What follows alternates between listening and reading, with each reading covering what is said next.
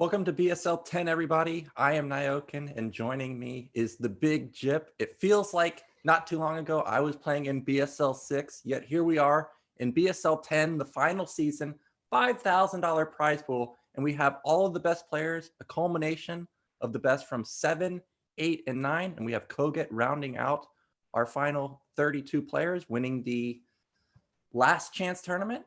And today we've got Groups A and Group B with players like Gory Niche and DeWalt most likely leading the charge. So what do you think about today's groups, Big Jip? Yeah, no, I can. First of all, good morning for me because I woke up not too long ago, just pounded down a couple of cups of coffee. And then, you pounded down a Nutella and peanut butter sandwich. So I'm pretty sure we're ready to go. Yeah, today we've got some exciting groups. As my phone goes off, I gotta turn that off real quick. Yeah, actually, I was talking about these groups with Zero earlier, and we didn't really know who to pick. There's a clear favorite in both groups, I think, with Gornage and DeWalt. But after that, I mean, there's a lot of strong players today, so it's kind of hard to see who's going to be second place. Yeah, so in Group A, we have Gory Niche, Ziggy, Gosudark, and Cryoc. And in Group B, we've got DeWalt, Tech, Crossy, and Ziggy. And I agree that most likely Gory Niche and DeWalt favorites for the group. But Group A, I think, is very interesting because Ziggy, Gosudark, and Kryok, I think, are all pretty evenly skilled. And it wouldn't surprise me if somebody like Ziggy actually knocks out Gornage, because I've played Gornage, or I've played Ziggy on the ladder quite a bit, and I think he's pretty good. His TVT is really, really good. So if his TVT level can match or if his TVZ level matches his Terran versus Terran level, I think he's got an actual good shot of making it out in first. And then, of course, every season I always really like Gosudark because of all of the crazy all-ins he has. But Kryok last season was very impressive. If you remember, we had the match versus Medino, and those games were crazy. It's probably the games of the season for me. The Terran versus Terran, especially on Whiteout, was actually fantastic. Yeah. So I think Group A is a lot closer in second or than most people will anticipate. Now in Group B, we've got DeWalt, Tech, Crossy, and Ziggy. And I think there's clear favorites here with DeWalt and Ziggy. DeWalt always crushing it. He just played in the Foreign All-Stars tournament and just decimated the Terran player that he went up against. But Ziggy also decimated his opponent, and he looked really strong, especially in macro-based games last season. But his first matchup is going to be up against Crossy, who has looked surprisingly strong in the past few seasons. Yeah, Group B. I mean, I'll just give my two thoughts on this Group A though, real quick, because like you said, I think Ziggy is probably my favorite also to advance after Gornage. But yeah, Group B is going to be kind of crazy because we got DeWalt, we got Cross, we got Ziggy and Tech, I believe. So kind of up in the air with that specific group. But first of all, we're still in Group A, and we've got the first match here for you. It's going to be Gornage versus Ziggy. And as you've said, Naokin, I mean, I agree. Ziggy is a pretty strong TVT player. I haven't seen him play TVZ. And Gornage, I mean, he's an established Zerg, man. This guy's like a monster from Russia. Has some pretty solid ZVT. We saw him play, I think it was him versus Medina, right? Last season, it was a pretty epic series that I think he ended up clutching. And I mean, Medina is like an established foreign player. So Ziggy, I think in this matchup is going to have the work cut out for him. But remember, the first two games, at least this game and then the next game, are going to be best of ones. And so is the winner's match. But in best of one situations, I mean, anything can happen, right? Yeah, that's one of the things about getting into group stages now is it's going to be best of one for our first three matches. Even the winner's match is best of one. And it's going to be the loser's match, and deciding match is going to be best of three. So for sure, Ziggy's got a chance here. Gornage crushed it the past two seasons, second place in BSL 8, third place in BSL 9. So he's really killing it. So I think is a slight favorite, but it wouldn't surprise me if Ziggy does perform an upset right here. So with that said, I think we're ready to get into our match. It is going to be Gory Niche versus Ziggy. Our first map is going to be Eclipse. And with that said, let's start off BSL 10 with this Terran versus Zerg.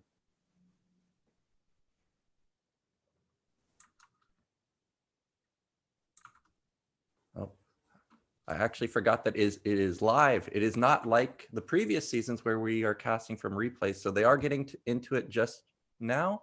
We're just going to wait a few seconds for it to start. So Mihai, what do you think about Eclipse? It's a new ladder map. I personally like it quite a bit. 2-player map. It's one of my favorite 2-player maps.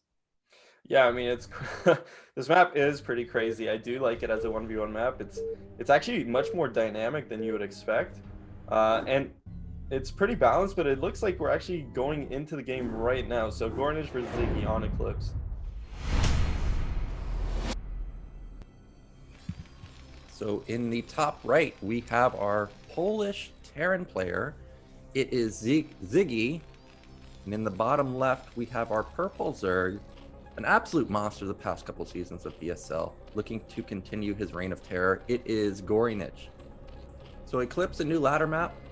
I really do like this map. There are some intricacies with both positions. At bottom left, you can wall almost completely versus potential Lingoland, whereas at top right, you cannot do that. So what are some things you think that we should be looking for from both sides? I mean, I think for the most part, this map plays out pretty standard. I think, here's the thing about this map right now, I think it's a pretty standard map, obviously, for both players. Terran on this map is going to breathe a sigh of relief because it is a 2-player map. So Zergs don't get that, like, kind of third base into fourth base that they would on maps like Fighting Spirit or Circuit Breaker. But at the same time, Zerg on this map is going to be really happy with being able to expand at locations such as 6 o'clock or even bottom left as their third.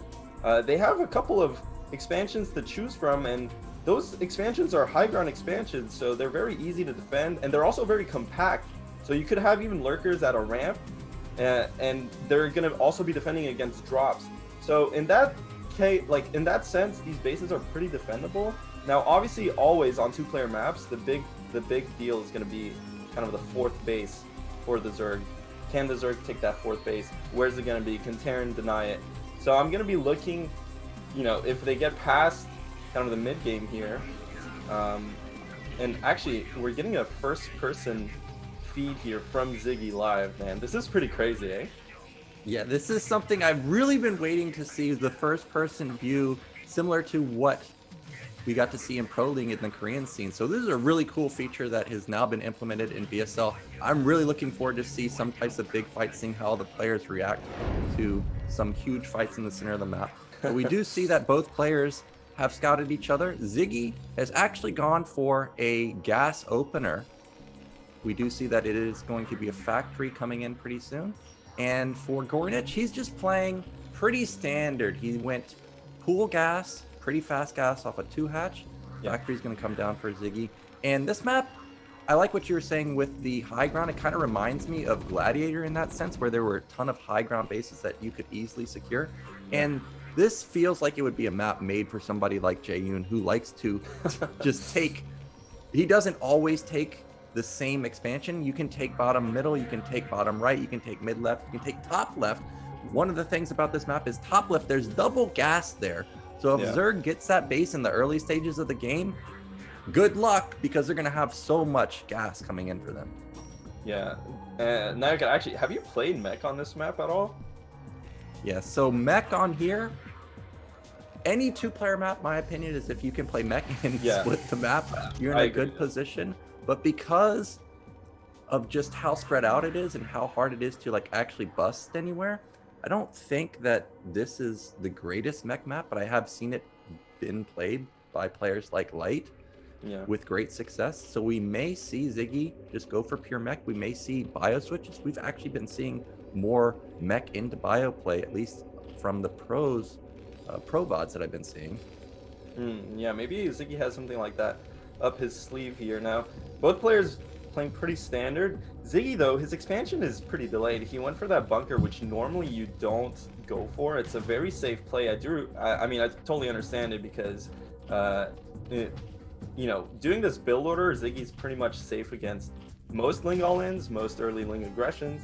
So I like that, but he's definitely delaying his command center as a result. Meanwhile, Gornage only really had to make 2 Lings on top of the Sunken. Obviously, the Sunken, he needed it for the Vulture here, but Gornage's economy is already jump-started in this game now. He doesn't have a third hatchery just yet. The Spire coming down. It doesn't look like he's getting his second gas, so I'm gonna look to see. He's probably gonna pop down his third hatchery anytime now. But yeah, kind of pretty interesting build orders from both players, but it's gonna settle into that sort of Goliath mid game against the Mutalisks, and Gornage just now putting down his third hatchery. So yeah, so far I think the build's kind of a bit interesting, but it is pretty standard what we're seeing. The Vulture coming in, hitting and it's gonna die. It doesn't die. Oh, it almost fell. It looked like that Ling kind of debated the Vulture, and look, he just poked out and it actually triggered. Look, he did it again, pulling the Vulture in. So a slick move from Gornage. And as he pointed out, there is no third hatch at another base just yet. That's one of the things that Zergs have adapted to when seeing Vulture openers or tech openers, is that they know I'm not scared of Vulture DPS, so they just go and plop down a third base. And really, as Terran, you kind of just got to let them have it. Now we see that Ziggy is actually going into 2-fact, and in the past year, you would probably almost guarantee that this is going to be some type of Goliath timing. But more and more players these days are playing bio. They are not necessarily going for a timing. We may see Ziggy just sit back in his base, go into Starport, go into Vessel. And if you can split the map with that type of comp, it is very hard to deal with. Now, I see that the eBay is floating. And this is something that I do when I want to go bio, is I float it to the top right of my base, but it looks like it's just going to hide the turret. Now the Mutas come out, deny the Vulture. Drone's going to put down a fourth base. And as you pointed out, no gas mining at the net for a long time. So more than likely, this is going to be super, hardcore powering. They're going to see a bunch of Hydras come out pretty soon. But for now, Gornage is in the dark. He doesn't know exactly what type of follow-up Ziggy's going for. Yeah, and it's super important for that Terran player, the follow-up, whether it's going to be the 1-1 timing, or as you said, now everyone's playing kind of a split map, or more of a macro third base into Vessels type style with heavy upgrades, but it's going to be hard for Zerg. That's the one thing Zerg has to identify here is, what's the Terran up to? He's going to dart in with 7 Mulas. That's enough to one-shot the SCVs, and this is some really good micro, kind of getting in there, getting a couple SCVs and getting out. Importantly, he does get a lot of vision. Now, there's not too many turrets at Ziggy's natural, only one, and Gornage only really lost 1 Mulis there, got a couple of SCVs, got some scouting. Now look at Ziggy's base. The layout, I really like it in a sense. Everything's kind of tucked in. It makes it a bit harder for Zerg to just gain the information, but I liked how Gornage just, darted in and out there. Now Ziggy has one control group of Goliaths ready. Now, this is what's hard about playing mech, is it's just so hard to get some pressure out on the map. Like, where does he go here? Does he go to Gornage's third? But I mean, it's a high ground expansion. It's across the map. Does he just sit here? Like, what do you think now? Like, what's the plan? Yeah, I'm actually very worried for Ziggy because, first off, I love the turrets. I'm probably going to steal this with the floating of the buildings. It did a surprising amount of damage to the Mutas. He was not expecting it. But the thing is now, is he's built almost like 10, 11 turrets. And we know that Gornage is powering really hard. And we got a glimpse into the main of Gornage, or of Ziggy. Gornage saw that there's no starport. That means that there's no tech. There's no 2-1 follow-up. He knows that this is a timing. So we can see in response already building Hydras. And with 4 hatch production, with good drone count, he didn't go hard into the gas at his natural, so he's really got his mineral income rolling. I think Ziggy is going to go for a timing, and I just don't see how it actually just plows through the Mutas and the Hydras. And remember, he kept the majority of his Mutas alive, so those are going to soak up a lot of hits. Yeah, and I'm just looking at Ziggy's base here. He doesn't have a second gas just yet, and I think definitely, I mean, guys, Nakan and I were both Terran players, right? So we're going to be really picky on this. But I think Ziggy got way too many turrets this game. Second gas is really late. I mean, if you're going Goliaths, the strong part of Goliaths is, and especially of mech Terran, is that you get to defend 2-hatch Mutalisks pretty comfortably. I mean, Goliaths are just really good against Mutalisks. Goliath turrets specifically. Usually you only really need to build 4 turrets max, especially if you're sitting in your base with Goliaths. And that's, I mean, just now Ziggy's third factory's coming, if we look at Gornage, he's already on 4 base. I mean 4 hatchery, mining off 3 base. His 5th hatchery is coming. His 3rd is completely saturated almost. He has a bunch of Hydras and Mutalisks. And Ziggy's pushing out on the map with pure Goliaths. But let me tell you something, Naokin. Goliaths don't do that well against Hydralisks. We don't have any tanks. Well, they may not do well straight up, but if they can get some type of advantage, like fighting over high ground, Goliaths can definitely win a fight like that. But I feel like Ziggy's kind of letting Gornage play in his wheelhouse, because if we look at the supply of Gornage, basically even to Ziggy. And I'm just getting flashbacks to Gornage's Zerg versus Protoss. He's always even in supply versus Protoss, and he's playing it essentially like this is a Zerg versus Protoss. A couple of Goliaths are going to get picked off here. He was looking for a base that was actually never put down at bottom middle, and now he sees how many Hydras there are. We see that a lot of tanks are starting to come out. I think he should put down double add-on to try and pump out some more tanks. In the main of Gornage, we saw the Queen's Nest, so it's probably going to be maybe 3 or 4 more minutes until Queens pop out. So actually, if he can get up like 5 or 6 tanks, I think he's got a good window of opportunity. But here comes Gory Niche. Now, I don't know about trying to attack down into tanks. If he has siege mode, this could be a big blunder for him. Yeah, the thing is, Terran can always kind of sit back and take a base, you know, even if they don't go for that timing attack. And it's always stressful as Zerg, like if you know Terran's kind of sitting there and taking the base, and you're like, what do I do? Because I'm on lair tech, I can't just let Terran max, right? Like Terran always has like a plan B with mech, which is basically I'm gonna max out, and at that point it kind of shifts the onus onto the Zerg player to do something, whereas, you know, seconds before Zerg was in a defending mindset. So I'm not surprised seeing Gornage moving out on the map here, but Ziggy very clearly is going to commit to this timing attack, and now Gornage knows he just it's just hard because Ziggy at any time can pop down this 3rd command center at 12 o'clock, and then Gornage has to go from defending into just kind of going into macro mode once again. So I think, you know, Ziggy's still interested, you know, what do you think? Like, I don't know what he really wants to do here. Like, does he want to attack? It looks like he's clearly committed on doing this timing attack because he has 6 factories, but I mean, the longer he waits, the worse this is going to be. Actually, originally when I was seeing him just open with Goliaths, I wasn't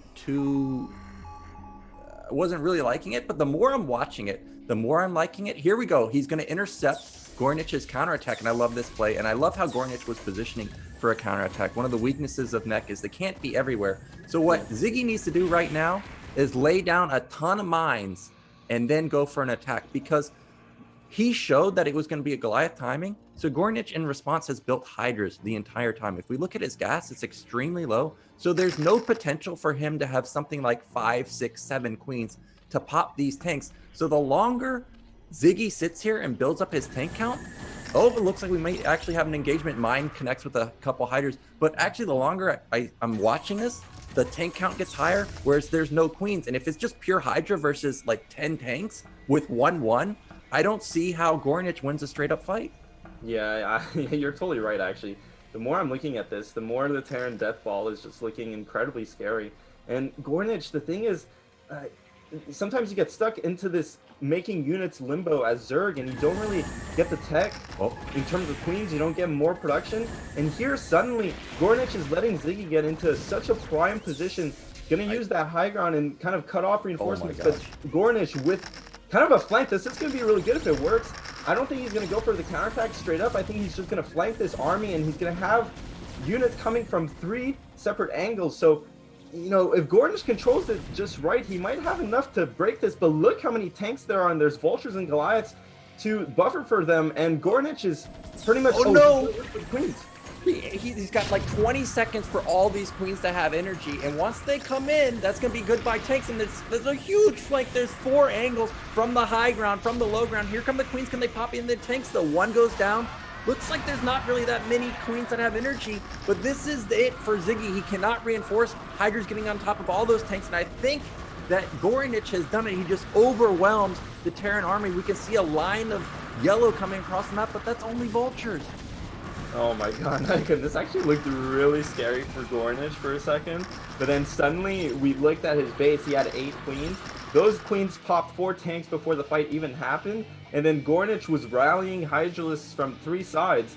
Now, what does Ziggy have? He doesn't have a third base, so basically his whole plan got completely stopped here, and suddenly Zerg's on 4 base, Terran's on 2 base still with no standing army except vultures. These vultures make up probably 20 supply of the Terran army, and vultures, I mean, they're good harassment units, but in terms of in the fights, they do absolutely nothing.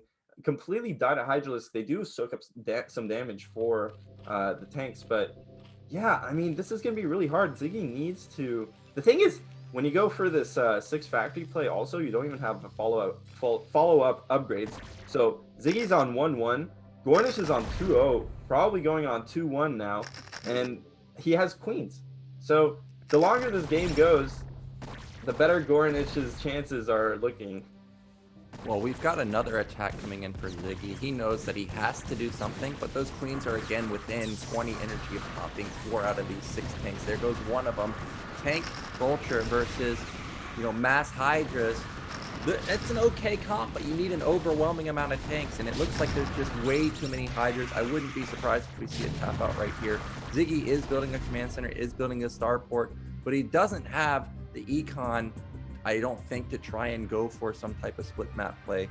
Queen probably going to go parasite something to see where the actual army is. And Gornage is just in full control. He's got the left side of the map. He's starting to take the bottom side of the map. If he can take mid-left also, it really puts Terran in a very precarious situation. We can see the Jayun upgrade came in for a second there on the lair. Ziggy's going to try and play it out. He's going to try and take top middle. Now, if he can somehow stabilize, Terran on 5 base, if they can get top left, can actually, trade fine versus 6 base Zerg. But with 12 queens already out on the map, my experience versus queens is it's almost impossible to kill these. So I feel like just every single fight is going to be like 10 tanks going down almost for free. It's going to be really hard to survive a split map scenario when that happens. I mean, you never know, man. Maybe there's going to be a miraculous EMP on top of all the queens as they come in to brood into the tanks, but that's, pretty unlikely. And the thing is, still, as Zerg, it's hard to attack into tank mine. You really have to get the broodlings off. But like you said, he has so many queens, it doesn't really matter. He could just fly the queens over the tanks, take his time, and just bop each tank. Yeah, it's so many queens. And one of the things about Eclipse is there's not buildable terrain at this 3rd base right outside it. So all these tanks, unless there is Goliath support, queens can literally just pick them off one by one. So I think Ziggy needs to start contemplating trying to go for something like Valkyries, where anytime a queen comes in, at least he'll be trading a queen for a tank. But we don't see any of them just yet. But if he can secure top middle, that would be 4 base versus 4 base. It's not like Gornage is exploding in terms of bases just yet. But Ziggy needs a really good trade to catch up because he's down 30 supply now. Gornage is doing Gornage things, and you can see a couple queens have split off there. They've got their eyes set on some type of, or some tank somewhere on the map. Yeah, and I mean, Gornage, he has to do something, right? He can't just sit around, let Terran get back into this game, take a 3rd, take a 4th.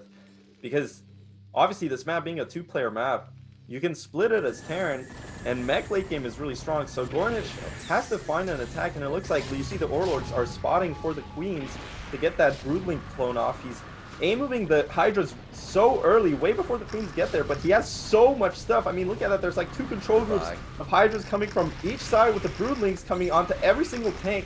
No more tank, and that's it. As I said, Gornage needs to do the attack, and he does, executes it perfectly. I mean, he has basically infinity units and completely floods Ziggy out of the game. GG.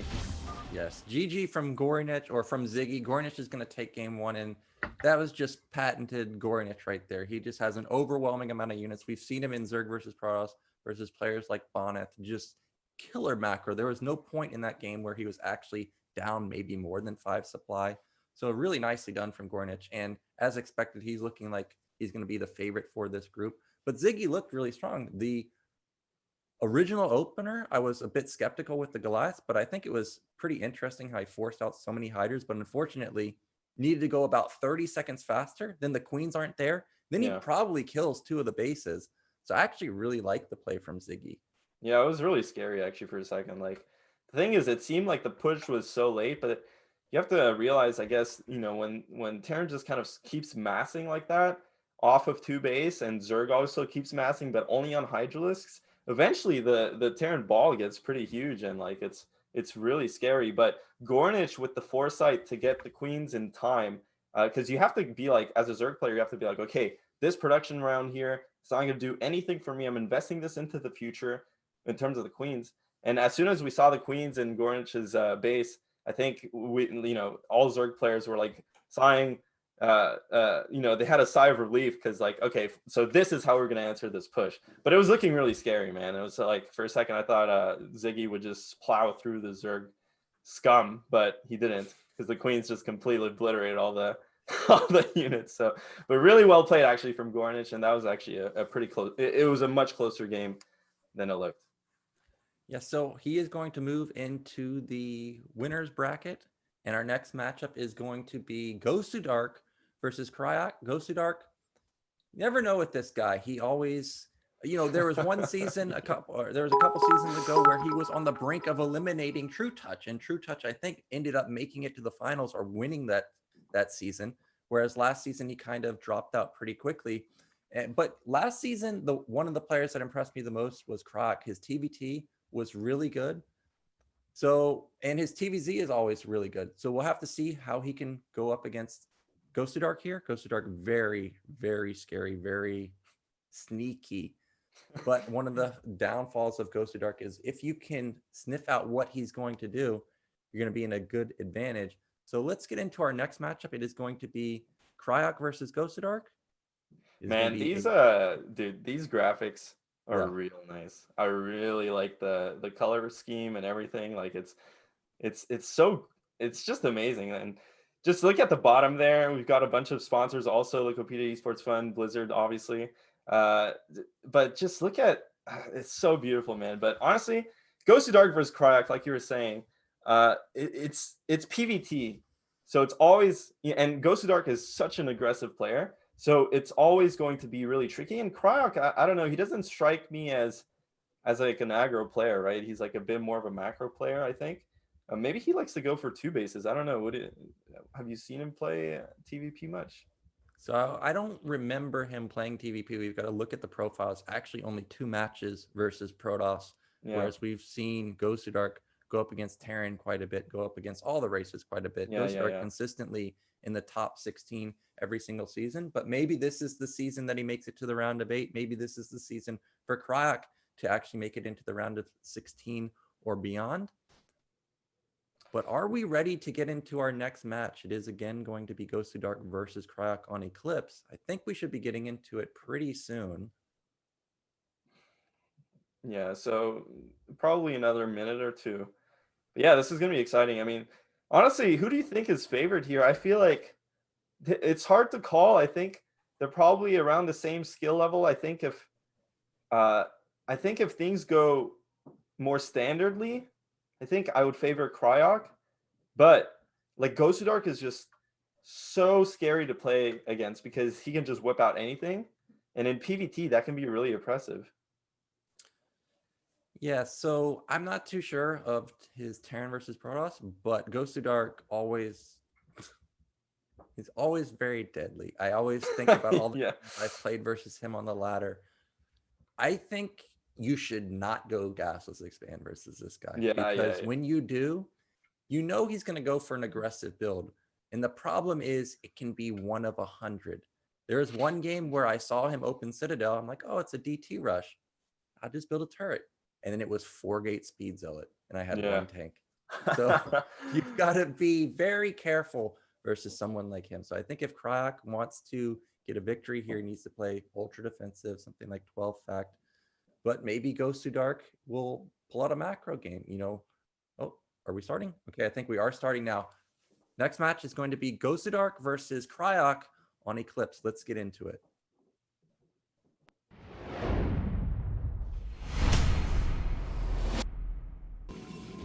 So in the top right, representing South America, we have the one and only, it is Gosudark. And in the bottom left, representing Terran and representing Germany, we have Kryok. So as I was saying, I think 12 fact is the go-to play for Kryok here. Gasless versus someone like Gosudark, I do not think you want to be going for that. Now, Eclipse is a 2-player map, and I am a little bit surprised that Gosudark has not gone for a proxy, because that seems to be something that would be in his wheelhouse. Now, what do you think about Gas Steel? Do you think we're going to see that? It looks like there's no probe coming across the map. Yeah, I was going to say it's a 2-player map, and it's Gosudark. He's not going for a proxy, he's not going for a gas steal. Puts down the pylon and just sends the probe back home. So I think Gosudark, that's how crazy this guy is. I mean, even the casters don't know what he's up to. We can't even predict that. So, you know, but I can't blame him, because honestly, this map, Eclipse, is pretty good for Protoss. To be completely honest with you, I mean, it looks like a good map for Terran in terms of it's a 2-player map. You know, there's 3 bases, 3 gases. They're pretty close, but you know, that distance between the natural and the 3rd base is actually pretty huge. I wouldn't be surprised if Gosudark plays towards abusing that and doing it some kind of a timing attack against the Terran as Cryoc takes his 3rd, and that's probably what we're gonna see, because otherwise we would have seen Gosudark going for that proxy. We would have seen Gosudark going for that gas steal if he wanted to end the game a bit earlier than that. I mean, who knows? Maybe Gosudark wants to get into late game on this map, where basically Protoss can expand to the bottom right side of the map and use the high grounds as defense on both 12 o'clock and kind of in the middle of the map. So, you know, Protoss has a lot of options on this map. Now, obviously, in the ultra late game, Terran's going to be favored if they manage to split the map somehow, but, you know, it's really hard to get there. So, you know, so far, pretty standard build from both players. And it looks like you said, Nyokin, Terran's going for that 12 gas into that factory expand, most likely. Yeah, in Gosudark, we got a glimpse into his main. I didn't see a Zealot pop out, so actually no aggression on this map so far, unless it's going to pop out right now. About 2:35 is when the Zealot would pop out. But it doesn't look like it is, so Gosudark not going to be aggressive. Now, I actually was thinking back to my games versus Gosudark. How many times did he gas steal me? How many times did he proxy me?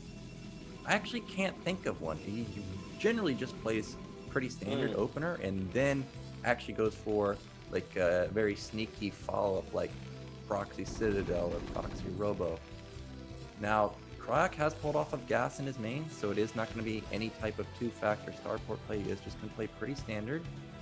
And it all really, we're just waiting to see what Gosudark's follow-up is, because almost every single time it's something. It's whether it's fast Robo or Citadel. Yeah.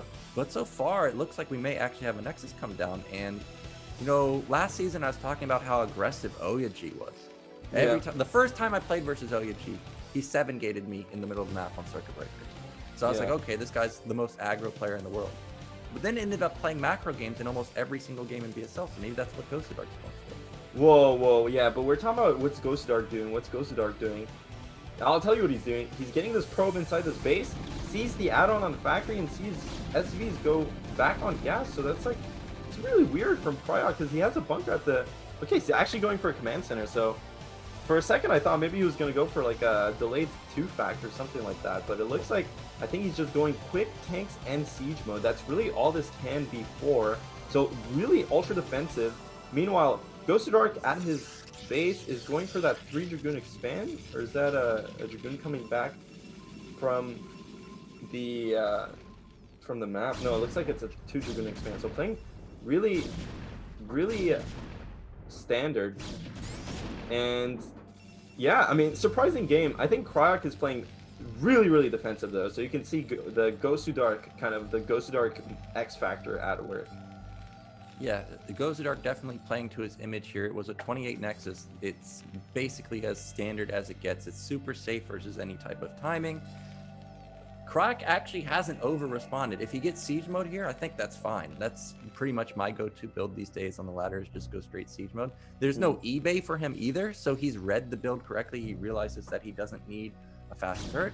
So everything's looking very good for him. And because siege is going to kick in pretty soon, ooh, is Gosudark going to go for it? He needs 3 shots from these goons to get the tank. He gets it. And there's not a lot of... He's going to get the vulture too. Oh my god, and that was mines. Okay, well... Kryok's in big time trouble now, because now that he's shown mines, now he has no tank. He's got 3 guns here. Gosudark should just take another Nexus right now. Just get super far ahead.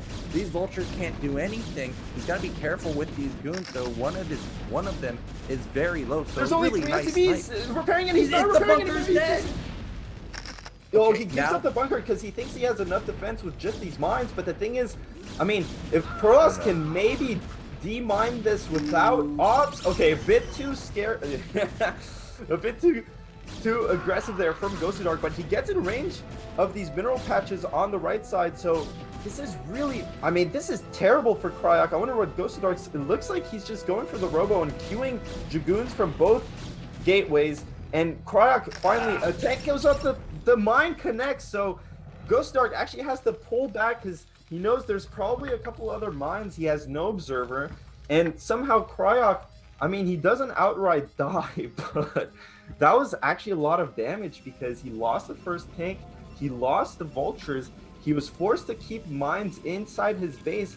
You know, usually when you go for these mine openings as Terran, you want to get the vultures out on the map to mine bases, to mine kind of the path Dragoons use and kind of abuse that observers aren't out until usually 6 minutes and a half or 7 minutes, depends on how fast that robo is. Now in this game, obviously Gosudark went for that fast second gateway and kept making Dragoons, which I do like because he was kind of trying to capitalize on killing the bunker. But like you said, Naoki, maybe he could have went for this third Nexus much faster. And it looks like Cryoc, I mean, he's definitely, because Gosudark went for so many Dragoons off the 2 gates there, I feel like Cryoc can still play this game out. But I can't stress just how much damage he took there. I mean, it's just so bad when you like go for that one factory add-on and your second factory isn't that fast to lose units as Terran, you know. But this is definitely playable for Cryoc. Yeah, it's not that bad for Kryok. He didn't lose any SCVs. He lost 1 tank, 1 vulture, and traded a goon for it. Really, the bunker really doesn't matter at this point. He's got his armory already done. I don't think it was actually spinning, but he'll start that pretty soon. Okay, it is spinning, so he does have +1 weapon coming in. He's got 2 fact. He didn't take really much damage. Now, Gosudark is one of those players that does build a lot of units in the early stages, so you see that in response, Kryok going for a 3rd factory, but that does delay the Nexus for Gosudark. Now, in the not mining gas, so a bit of a mistake there from Gosudark. But I like how Gosudark, you know, did a bit of damage, backed off, made sure that there's no drops that could basically wipe out his probe line. That's really the only way that Kryok could actually get back or kind of trade back from the initial losses. Now Kryok is going into 4-fec again. I don't think this is actually for a timing. I think this is just playing the player right here. He knows that Gosudark builds a ton of units in the early stages, but I do anticipate this to be just a 3rd command center follow-up. Yeah, and I don't mind that at all either, because on this map, like I said, the distance between the natural and the 3rd is so huge. It's easy for Protoss to exploit it. So getting the factory count up first before you expand makes a lot of sense, because you just get a lot of units. Now Kryok is making tanks this whole time though, instead of making a couple rounds of vultures or something. Almost that gets hurts. the observer, dude. Yeah, that's tilting as Terran, that's for sure. And it's huge if you get those observer picks. But Gosudark still with vision inside of Terran's base. Like you said, Gosudark's second gas was a bit fast. Usually you want to get that as you start your Citadel, detect the Arbiters, but he went up to 4 gate and was pumping units non-stop. So the thing is, Gosudark, it's interesting, like, it looks like Gosudark is just playing a standard game, man. You know, Yeah. doesn't look like... Yeah, go ahead. We're talking about how aggro he is, and everything just looks normal. I'm actually surprised that this is a Stargate follow-up, because I don't know what your past few weeks experience is on this particular map, but I've been running into Gateway Man. So I was actually expecting to see like a 10-gate follow-up. Now this shuttle does not surprise me, because as I was saying, Gosudark loves to build his early game units, and Kryok's going to struggle to take this 3rd base. It's quite far away, but because he's been pumping out so many tanks off of 2 add-ons, look at how many tanks he actually has. Oh, it's like 10. He has tons. He's going to have enough tanks to take this base, but yeah, that's the one thing about Gosudark's build is it doesn't look Is he that going to go aggressive. for it? going for the shuttle. Oh my god, I think this but is there's already suicide. two. There's so He's just, if he runs in here, there's no way this is gonna work now because the tanks are sieging up on the high ground. He knows, okay, he backs off. The thing is, he can't lose that shuttle. If he loses the shuttle, he loses so much pressure. Dude, he has to fly away with the shuttle. It's gonna be so close. One more shot, but he actually gets it.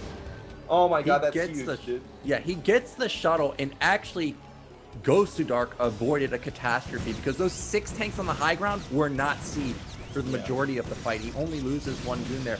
Great pylon wall at the top to actually deny this counterattack. If there was no wall there, probably the probe line gets wiped out. But I'm still loving Gosudark's position. He's got like 8 gate now, double Stargate coming in. And remember, at the natural, he was not mining gas there, so not too sure if he'll be able to support all that. But overall, look at supply. It's 105 to 105. Pretty sure Kryok has probably got +2 weapon coming in soon. He's starting to take his 3rd base. So far, this is an even game, and I'm getting a bit worried for Gosudark because he's had map control for so long, but not taking advantage of it by taking more bases. Yeah, I totally agree with you, Nike, and I think Kryok's actually in a really good position. The thing with Gosudark's build is it looks standard. He had 4 gates, he had a Stargate, you know, like the base looks standard. But the thing is, the whole game, Gosudark's been making units non-stop. And usually in PvP and in PvT, you have kind of moments where you cut a couple units, or instead of making Dragoons, make Zealots to build up gas, to build up resources, to make more stuff, basically more buildings. In this game, Gosudark, like I said in the beginning, off the 2 gate, he kept making goons. Off the 4 gate, he kept making units. And you can see he was planning on attacking Terran as the Terran expands to his 3rd. And when he saw that Kryok didn't take his 3rd base, he was flustered and tried to go for that bust on the natural and got completely stuffed. And now he's forced in playing kind of a macro game, but you can see his 4th base is nowhere near getting started. His Arbiters are actually much later than usual. He has to go into 2 Stargate Arbiter to just catch up on basically Arbiter production. So at this point, I mean, the thing is, Kryok doesn't look like he's threatening any attacks. Remember, Kryok, in terms of what Kryok was doing with his build, he made non-stop tanks off those 2 add-ons. And when you make non-stop tanks like that, you cannot shoot up in factory production, and you cannot hit a really early 12-minute, 13-minute max timing, because usually those 12-minute, 13-minute attacks are with predominantly vulture compositions, right? Like you only have like 1 control group of tanks, or 1 control group and almost a control group and a half of tanks. So Kryok is not really threatening any attack here, so I think Gosudark's going to be able to get the 2 Stargates rolling, but it looks like he's poking in here. So do you think that Gosudark can actually stop this incoming 2-1? Because it's going to be max for Kryok very soon. The Arbiters are still not done, even though there's a lot. Oh man, almost 10 factories for Kryok. So once these start coming in, he's going to shoot up to 200 really quickly. Can Gosudark actually stop this? I mean, I don't know. The thing is, now he's going to have time to get these 2 Arbiters rolling. He's going to have time to get stasis, at least on 1. It's coming really soon, but like you saw, Kryok just now was putting down his factories. And the thing is, this is what's hard about this map. Where do you attack as Terran? Do you attack through the high grounds? I mean, the thing is, if you attack through the high grounds at the bottom, you have to fight uphill if the Protoss defends the ramps, which is terrible for Terran. And if you attack it in the middle, I mean, in the middle it makes sense, but where do you go? Do you go to the 3rd base? Because you see Gosudark actually has the bottom right expand. So it's a bit complicated for Terran to attack on this map. It's not very clear. You can't just unsiege and go like on a map like Circuit Breaker or on a map like Fighting Spirit or something like that. The architecture is really kind of hard for Terran, but of course, if they set up right, it's also very hard for Protoss because it's very funnely. But still, I don't know. Look, Nike, and he has these 2 Arbiters, right? And Kryok, 14 minutes, 180 supply, not pushing out yet. So Gosudark's going to have double stasis at least. Yeah, he's going to have at least double stasis, potentially triple stasis. And for me, once Protoss reaches 4 Arbiters, if they can get 6, it's almost lights out for Terran. So it's almost like they can just stasis every single tank. And I don't see a vessel out. So it's actually going to be very hard for Kryok to deal with an army like this. Now, what I think Gosudark should not do is do not attack into this, because there's no need. He's got stasis. It's not like Terran can EMP all of the. Oh no, he's gonna. Oh, go I don't for it. think he can hear you, dude. He's just going in, casting a couple stasis. How many tanks is he gonna get? He gets 2 tanks there. Gets, oh my god, that's a juicy stasis. But he's just funneling all his units. You can see the zealots are getting clumped up onto the dragoons. The tanks are just shelling down the dragoons. The zealots barely connect with any tanks at all, and Kryok is completely eating this army up. This is a terrible trade for Gosudark. I mean, he's gonna get some kills here because look at those stasis combined, maybe 20 supply in that stasis.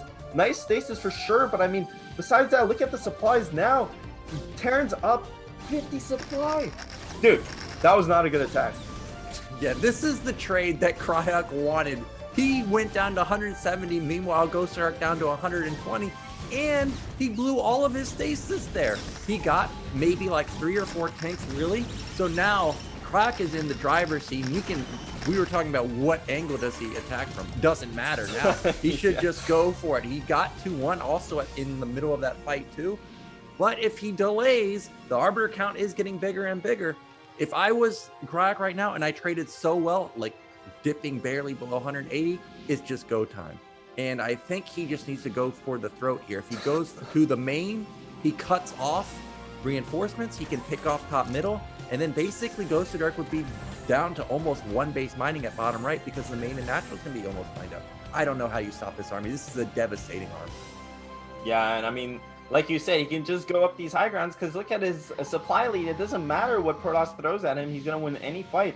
Now, this is going to be tricky, though, because, look, Gosudark's getting into a nice arc here. He has 2 Arbiters, 3 Arbiters, so possibly 3 Stasis. Really depends how good these Stasis are. No EMP goes off. 1 EMP went off on 1 Arbiter. That's going to be... Oh, my God, those are huge Stasis. Literally half the tanks or more. And you can see Protoss, even though they're definitely behind on supply, gonna be able to push this back, but the Kryok's reinforcements are gonna come here soon, and we'll see. I mean, does he have enough, dude? I don't know, because Terran units are gonna swarm in here, and the thing is, this stasis doesn't last forever, man. Yeah, so he hits a ton of tanks during the fight, but the problem is all it does is prevent the units from getting onto the tanks in the back. And he's still got a 40 supply lead, so Kryok, if he can just rally all of his factories into this position, I don't think that Gosudark can actually break it. But as I say that, those Arbiters are still alive. 1 is actually going to fall, so that dwindles down to 2. And that was kind of the one thing that Gosudark could rely on in every single fight, is if he kept the Arbiters alive. But now with 10 tanks basically right on his doorstep, also all the forges are right there. So 2-1's going to get canceled for Gosudark most likely, maybe +3. If Kryok just sits there, that's a big swing for him. He's not pushing just yet, but okay, he's just gonna wait for these zealots to just run into the mines. They eat so many right there, and I think this might just be the end for Gosudark. Yeah, there's just a great EMP. Well, maybe not. Stasis lands, and there's no support. Where's the rest of the units?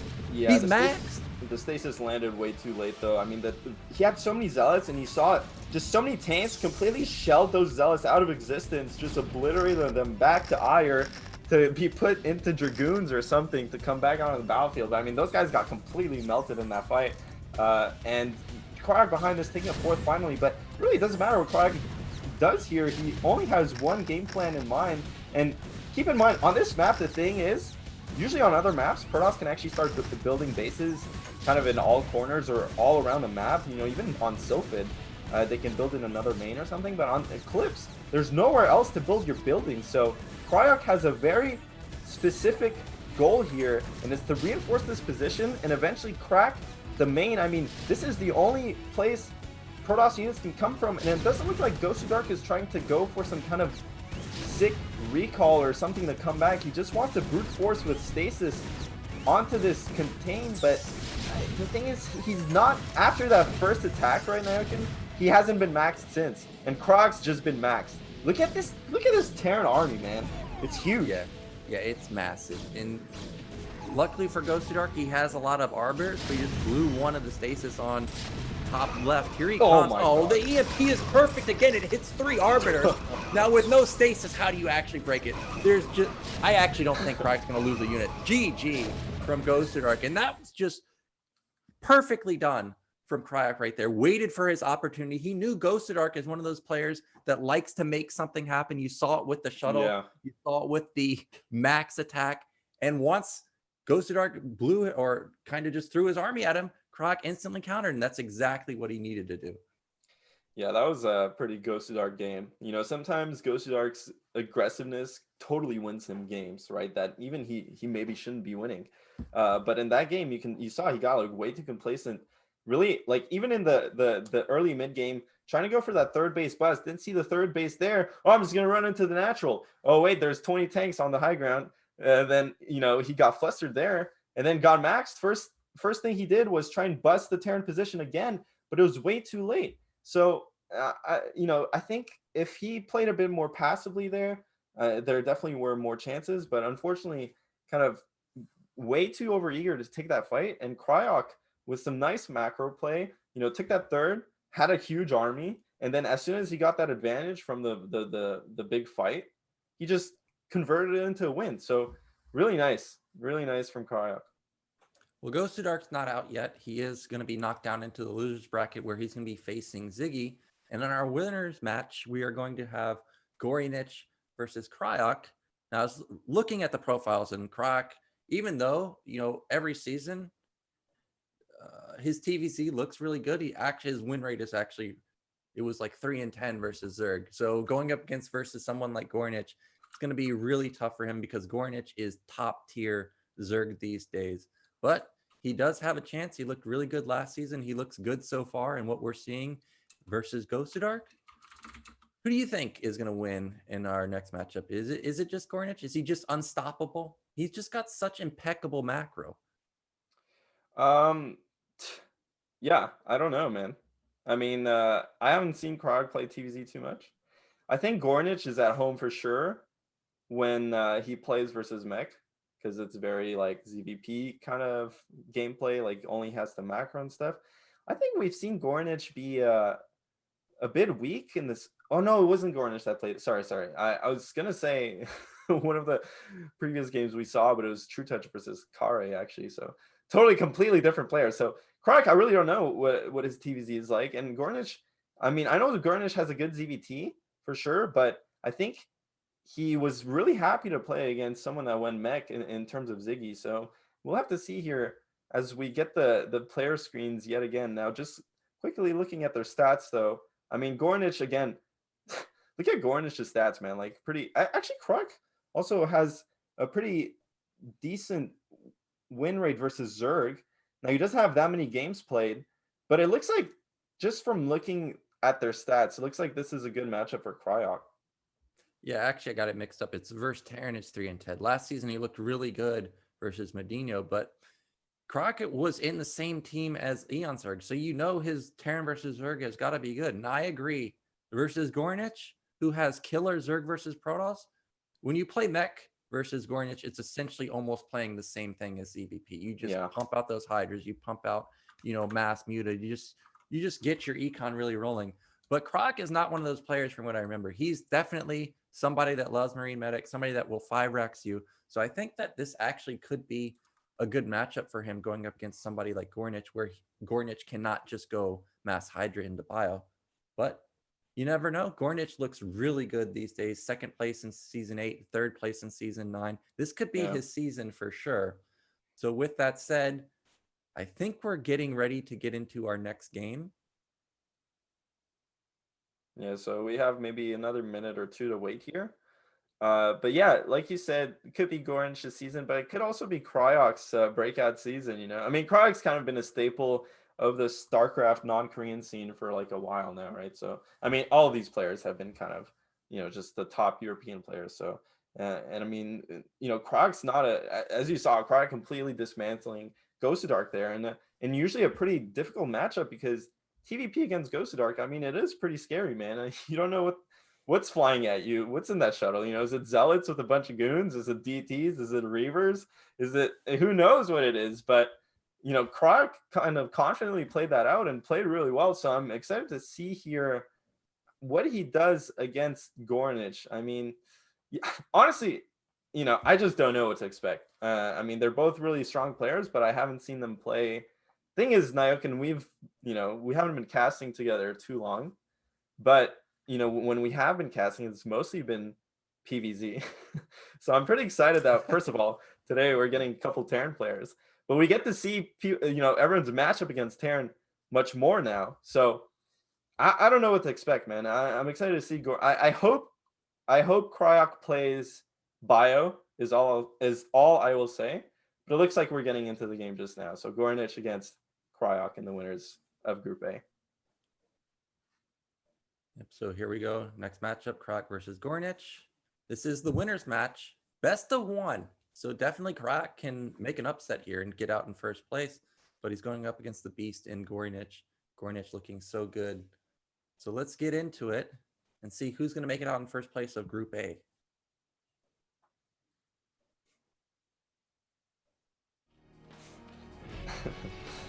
There we go. So in the bottom middle, in the orange, we have Gornage. And in the top right, in the yellow Terran, we have Kryok. No, I was going to ask you, what map is this, man? Because I've never actually seen Reap the Storm like revealed. Yeah. I was looking at the bases and everything. I'm like, what is this? But Reap the Storm, man. One of the ladder maps. I'm excited to see this map because we haven't seen it in tournament play, and it's a pretty cool map, and it's a non-Korean map, right? Like who made this map? Freaky, I think. So I don't know who made the map. Freakling, I mean. Yeah. Yeah, something I've noticed is just consistently every map that has this tile set that we've seen in tournaments, Circuit Breakers, Reap the Storm, Power Bond. These have all been like my favorite maps. Circuit Breaker, huge macro fest. Power Bond, huge macro fest map. This map, as a Terran player, I love to wall on and go for sneaky builds. Now I know you don't like to wall. We're in disagreement there, but I love walling on this particular map. So Reap the Storm, this is one of the new ladder maps again. I think it's very nice. What do you think about this in Terran versus Zerg? Is it a bio map? Is it a mech map?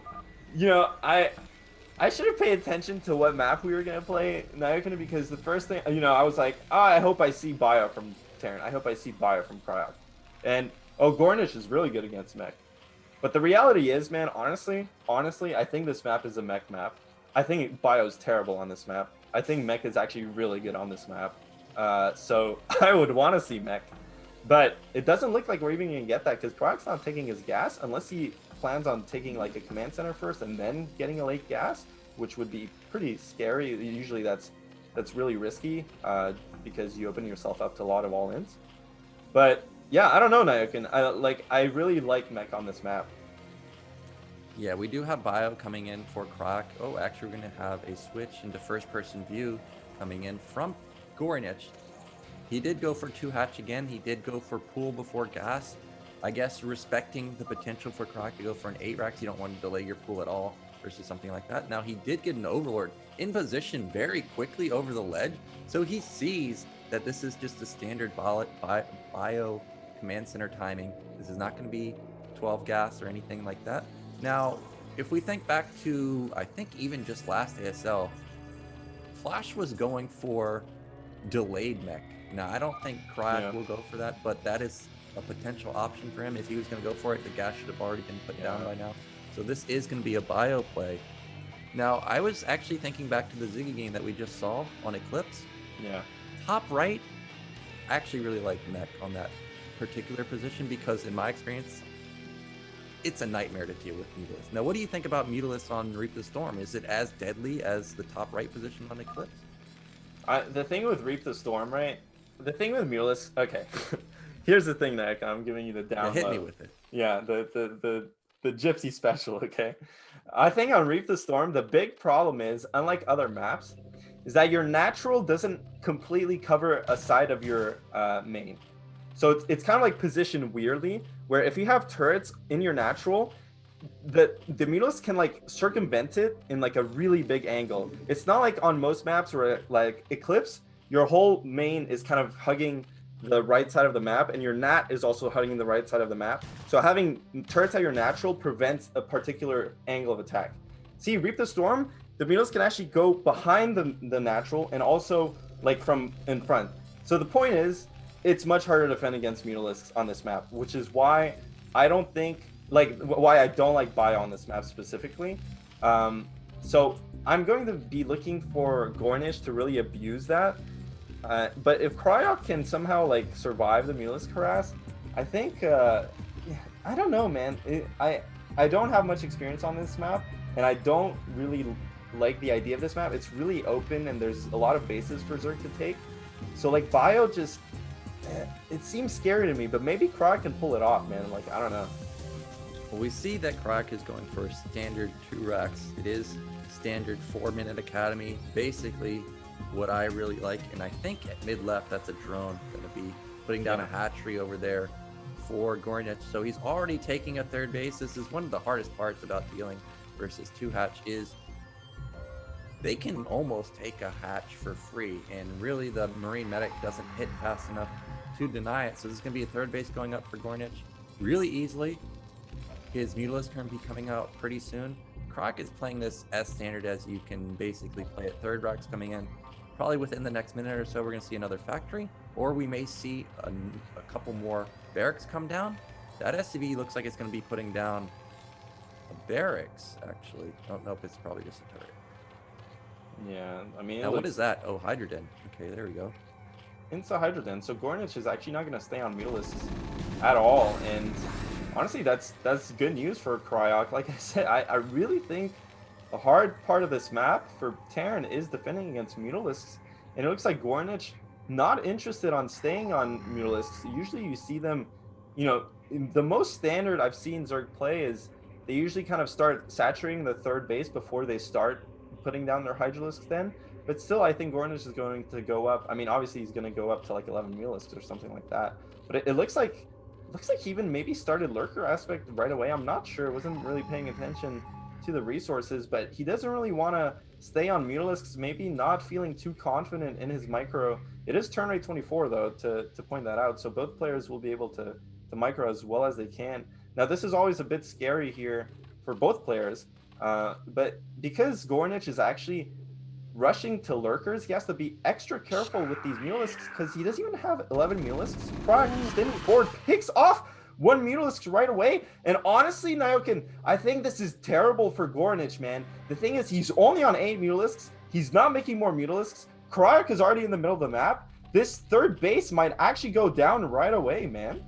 Yeah, he's scrambling to get some Lurkers up at top left. The Mutas are trying to buy as much time as they can, but also Gornage has got to worry about just an attack to his natural. Another Mutalisk comes down. I think that Gornage is actually going to lose this space. He's moving his Hydras out of position because he assumes that the Hydras aren't going to be in time. And that's going to be a third base going down. That's going to be Gornage losing this third. And if he hides a drone, I think that he can retake it since he is morphing the Lurkers up there. There it goes. He is going to hide it. But that would be a little bit skeptical. So I think that more than likely the Marine's going to go look for it. Croc's nailing his build. Yeah, Croc's going to get his tech up. His factory's already down. His starport is basically started. And the thing is, man, Gornage is teching to Hive. And he just lost his third.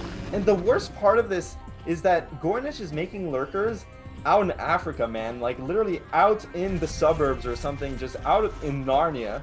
These Lurkers, a lot of times what Zerg can get as compensation for losing their third base is a quick counterattack into the Terran's natural. But the thing is, Gornage, 3 Lurkers are morphed in a random part. Now it looks like he didn't, I don't know if he hit, like if he hit a drone, he can actually retake this base. So maybe it'll be fine for Gornage.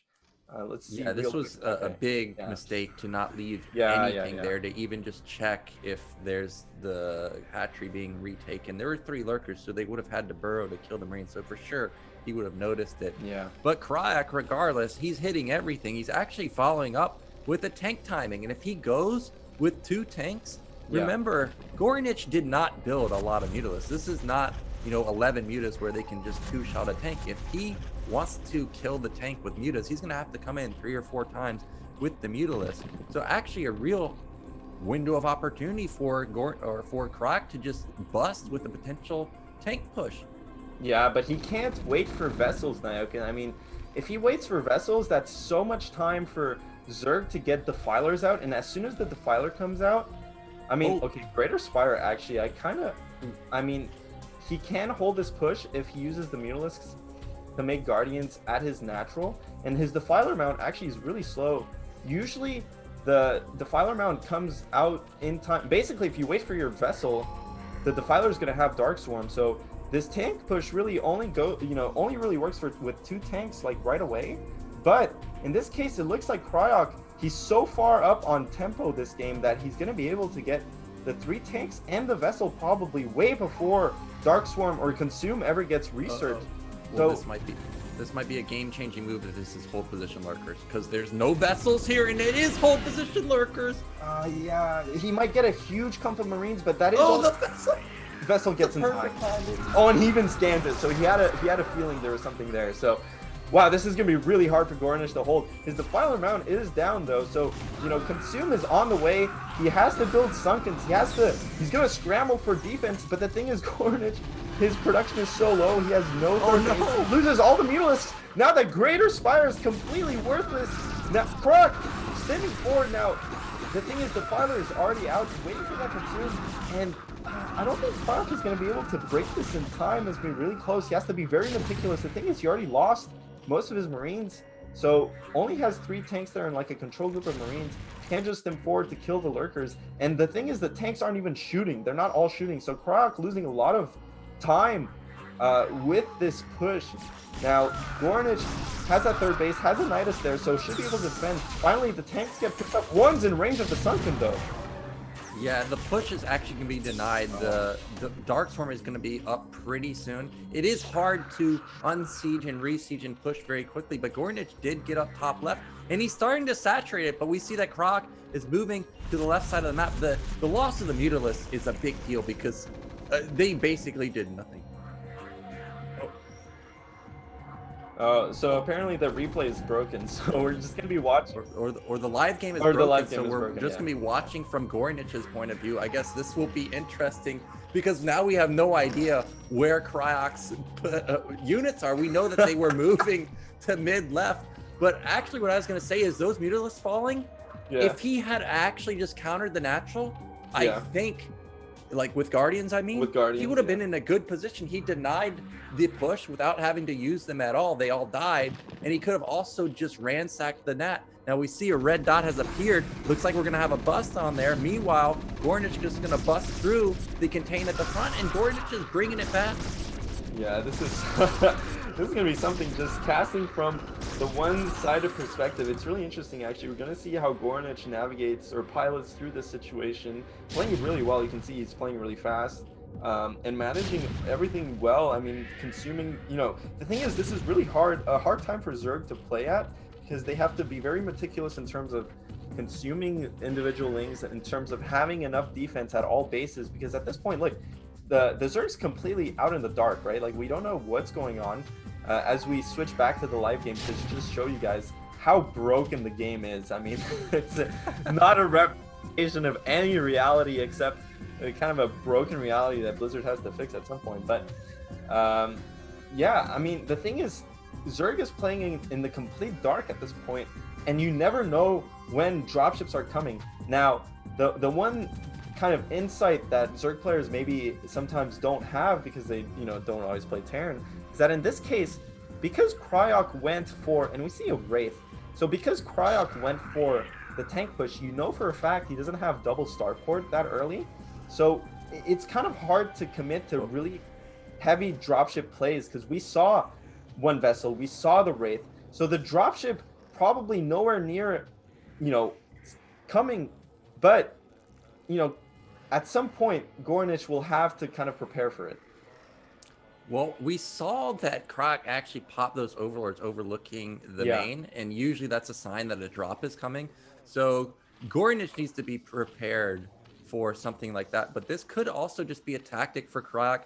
He knows that Gornage is going to be ready for a drop there, so maybe that opens an opportunity to bust the 4th base that we see going down for Gornage on the left side of the map.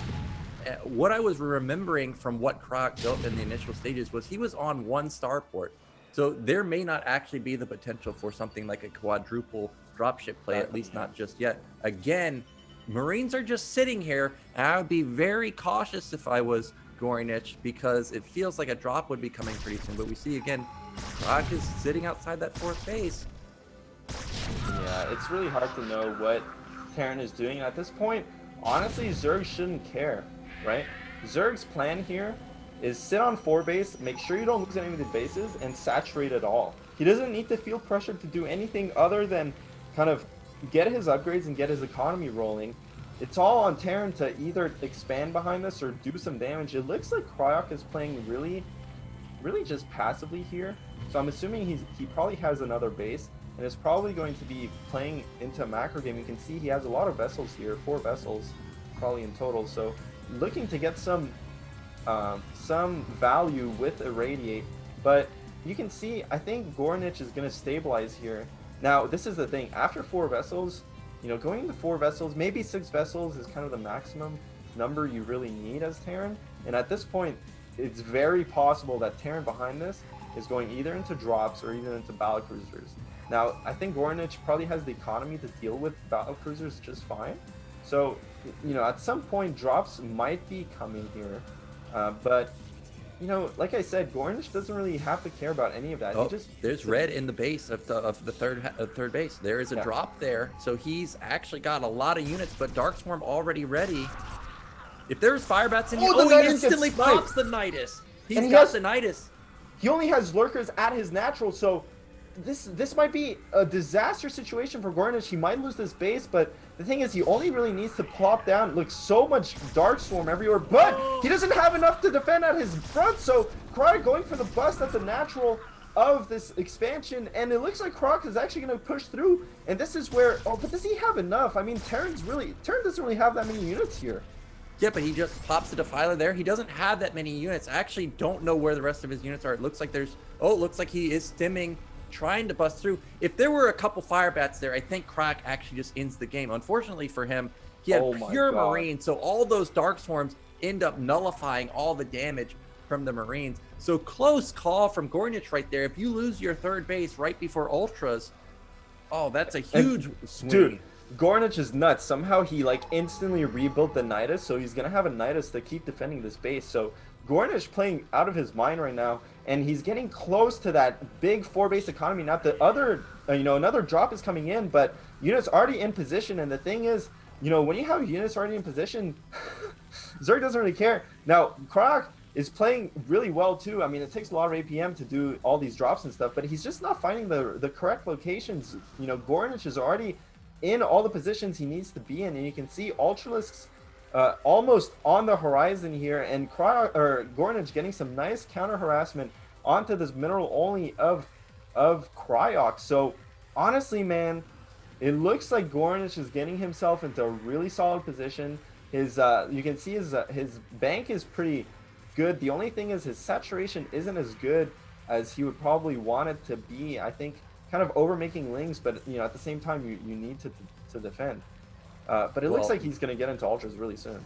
Yeah, this is the point in the game where if you are not in a solid position as Terran, you're in trouble, because 17 to 18 minutes, that's when 4th base econ kicks in. And with Kryok having to lift his 3rd base, I'm getting a little worried. Also, I see that the vessel count looks like it's only at 2. Meanwhile, it feels like there's just infinity Defilers. That's going to be more vessels going down right there. +2 armor's already done for Zerg.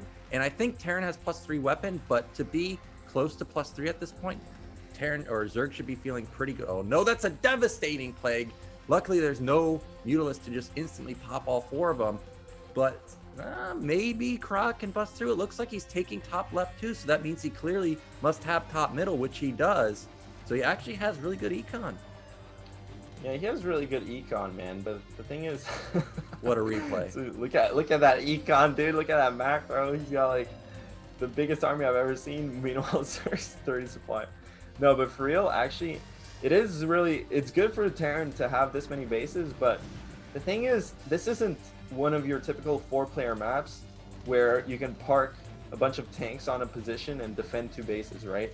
So as soon as these Ultralisks come out, it's going to be really hard for Terran to maintain position on the map and not lose any bases. Now, finally, you can see 6 Ultralisks out on the map. He's going to get some of these vessels, though. That's going to be massive.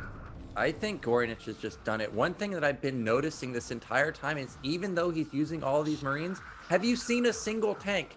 So there's no tanks in position to help defend the Yeah. incoming onslaught of Ling Ultra Defiler. And with no tanks, how are you actually going to damage this bio or damage these Zerg units under Swarm? These Marines are dead.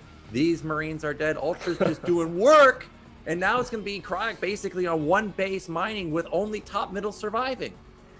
Yeah, man, these cows are just rampaging, dude. And the thing is, I mean, I'm assuming that Kryok is going to be taking top left at this point, and he has to abandon this mineral only for sure. But this becomes so hard. Nice drop coming from Kryok, but the thing is, look, I mean, Zerg already has Nidus there, just has to send a couple of Ultras. The thing is, one drop just doesn't cut it. You really have to commit the huge drops to actually do any damage here. It has to be at least double dropship, triple dropship, or something like that. But yeah, like, the thing is, at this stage in the game, once Zerg gets up to 4 bases, Terran needs some compensation, or needs to get into a really good spot, as you were saying, Nyokin, and he needs to have tanks. But there are no tanks. Yeah, the lack of tanks is really hurting him. But let's be honest here. Gornage is playing out of his mind. There was a drop at mid left. Meanwhile, Cryoc stimmed to kill these isolated lurkers and defilers, and he instant response from Gornage to save them. The Eraser has done amazing amounts of damage. It wipes out all of the drones at both of the bases. And Kryok, I still see red dots at top left. If he can secure this base, he's still in it. The Eraser really has damaged the econ quite a bit from Gornage. But again, the majority of the bio ball has been wiped out. And unless there's something to deal with units under Dark Swarm, Kryok is in big time trouble. And it looks like finally top middle has been busted also. Yeah, I was going to say, this Eraser could have been what Kryok needed to get back into this game. But the thing is, there's still a tremendous amount of Zerg units onto the map. And he even has a Dark Storm. If he gets a Dark Storm here, yeah, this is pretty much all but over for this 12 o'clock expansion of Kryok. And even this mineral only looking like it's going to fall. And suddenly, I mean, Terran probably mined out at his main, mined out at his natural. It's going to be really hard for Terran to keep making units. The thing is, against Ultralisks, you need non-stop bio, non-stop unit production, and to really keep your units together. Now, obviously, Kryok is doing a tremendous job in terms of using the Erasers, using these Battlecruisers to damage the Zerg economy. I mean, basically, Gornage's economy is in total shambles. If somehow he loses all these units, it'll be really hard for him to replenish them. But the thing is, Terran's economy is completely in the dumpster too, man. Well, I think this is just game over. There's only 2 BCs left. Spores are going to take out those 2 BCs. And now with Zerg knocking on your front door, it's just a matter of time. I only saw 1 tank there. Gornage is taking bases all over the map. And this is going to be Gory Niche making it out in first place. There's no mining from Kryok. He has a lot of vessels, but there's got to be something to combo with the vessels. And he just doesn't have anything left. Yeah, I mean, this is pretty much over. Darkstorm's going to go down onto the ramp there, and Zerg's just streaming in units. And the thing is, I mean, Terran's probably broke at this point, not mining from any bases. You can see Gornage has full vision of all bases on the map, basically, except for the center kind of mineral onlys. But there's no way Terran has command centers there, right? Terran players look away in the next 15 seconds. It's going to get ugly. You're about to see 8 vessels just instantly die. It's Gornage's birthday, dude. He's popping those balloons real quick here. Happy birthday. Oh, actually, that would look beautiful to me. I love that. That's exactly what you want to see. No. We don't need to see that, though. Oh, no. But it just doesn't matter. This is the last amount of units for Kryok. He types out GG. So it's going to be Gory Niche getting out in first place. But really, Kryok looked really good. Yeah. In that particular game. He might have just won with the tank push if he had have repositioned a little bit quicker. And he also had a good drop to top left, but he needed some fire bats mixed in. So actually, Kryok may actually be the chosen one to make it out in second place. Yeah, man, it's such a shame. Honestly, Kryok kind of missed his execution there, because that tank push should have won him the game 100%. I mean, if he was just paying more attention to the tanks, unsieging them, getting onto the Sunkens, he would have easily busted that. And the thing is, when you go for these tank pushes in TVZ right before the Filer, if they don't work out, you're in a really bad spot, because Zerg has the Filers that completely nullify your tank production, but also you commit so much to making those tanks. The point is, you don't have double starport and you don't have 4 vessels. And as soon as your tanks get nullified like that, and you have no compensation for it, you're just in such a bad position. Meanwhile, Zerg basically can start taking their fourth and start macroing, and you lose all your pressure if you don't bust that front. So, yeah, it looks like we're actually going to take a really quick break here, probably 3 to 5 minutes, and we'll be back with the losers match, which is going to be Ziggy versus Gosudark. There you go. I haven't forgotten the players. Yeah, see you guys in a bit.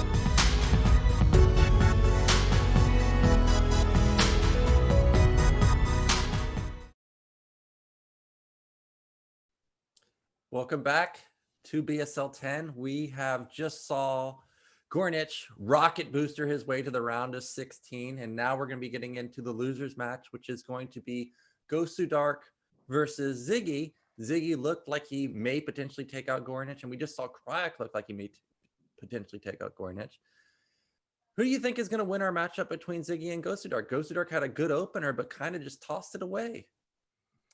Yeah, I don't know, man. It's gonna be interesting here. The thing is, because Ziggy went for that mech play on Eclipse, I feel like that's pretty indicative that he's maybe not so comfortable with bio, especially on Eclipse, man. I don't think it's that good of a mech map. So I think maybe he's gonna be more in his element in this matchup. I haven't really seen his TVP. I'm assuming that it's pretty good, because the thing is, a lot Terran players in general. They're really good at least one matchup, right? Like, and we know he's good at TVT, and I think usually that translates more to being good at TVP. So I think he's probably going to be feeling pretty good. Now, Gosudark, again, as we keep stressing, Naokin, he's so scary to play against in this matchup particularly, because when Protoss is really aggressive against Terran, I mean, they have so many options at their disposal, and Terran just really has to play super solid. Yeah, well, regardless of who comes out of that match, they're going to have their hands, they're going to have their work cut out for them going up against Kryok, who looked really good versus Gory Niche. So I'm excited to see whoever can come out of that, go up against Kryok. He looked really good versus Gory Niche. I think we are already ready to get into our game. It is going to be Gosudark versus Ziggy. Whoever loses this is out. So both of their lifelines, or both of their lives are on the line here. Our next map is going to be Optimizer. Personally, a map I've never played, so we'll have to get some big Jip feedback on here because I know you played on it quite a bit. But we are ready. It is going to be Gosudark versus Ziggy. Whoever loses here is gone, and their BSL season is already over. So let's get into it.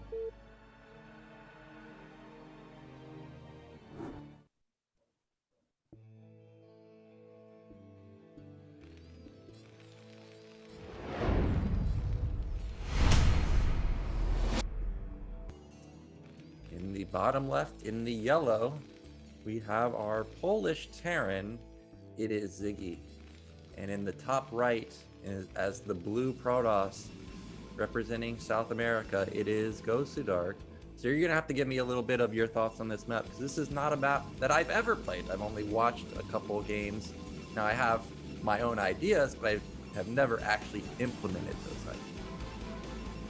Yeah, I don't know, man. I haven't really played this map too much either, to be completely honest with you. I did play it a bit in preparation for some show match I played, mostly in single player, but what I really liked about, I think this is okay, I'll say this. I personally think this map is tailor-made for Terrans. And it is, it's called Optimizer because it's meant to optimize your builds. Basically, what this map has is an extra gas at your main, but it only has 1,000 gas. It also has an extra 4 mineral patches at your natural, which have a combined 1,000 minerals, so 250 minerals per patch.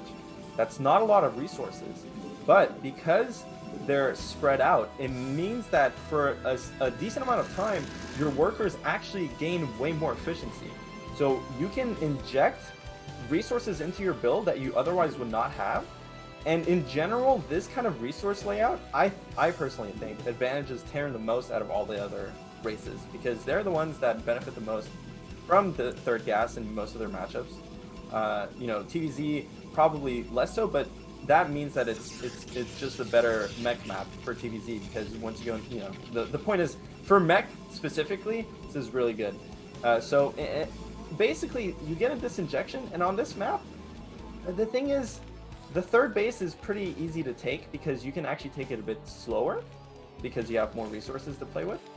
But after that, it does get tricky. I guess usually you want to go for a split map situation. And on these positions, cross spawn, you're not sharing that kind of island map that gets opened. Not the island base that gets opened up. But anyway, you're not sharing that one base kind of on vertical spawns that you otherwise would. So it's gonna be interesting to see. I mean, I don't know. Honestly, if I were Terran, I would feel comfortable playing this map. But at the same time, Protoss can use these extra resources as well. And the thing is, past 3 base, maybe 4 base, it's kind of tricky for Terran to expand on this map. So I think Protoss, you know, has some good, and the map is pretty open, so it's good for Protoss in terms of taking engagements and stuff like that. But yeah, I don't know. Just in general, I think this is more of a map for Terran to make work than it is for the other races to make work. Well, I personally would like to see a ZVZ on this map, because with the second gas right in your main, Yeah. you know, that all of a sudden opens up something like just 3 hatch on 1 base, because you already have that second gas right there. But Yeah. we don't see that.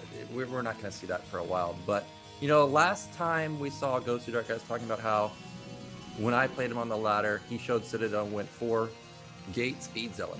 Now with the second gas in his main, potentially, you know, he could go something like 4 gate DT, because he would have all that gas available for him.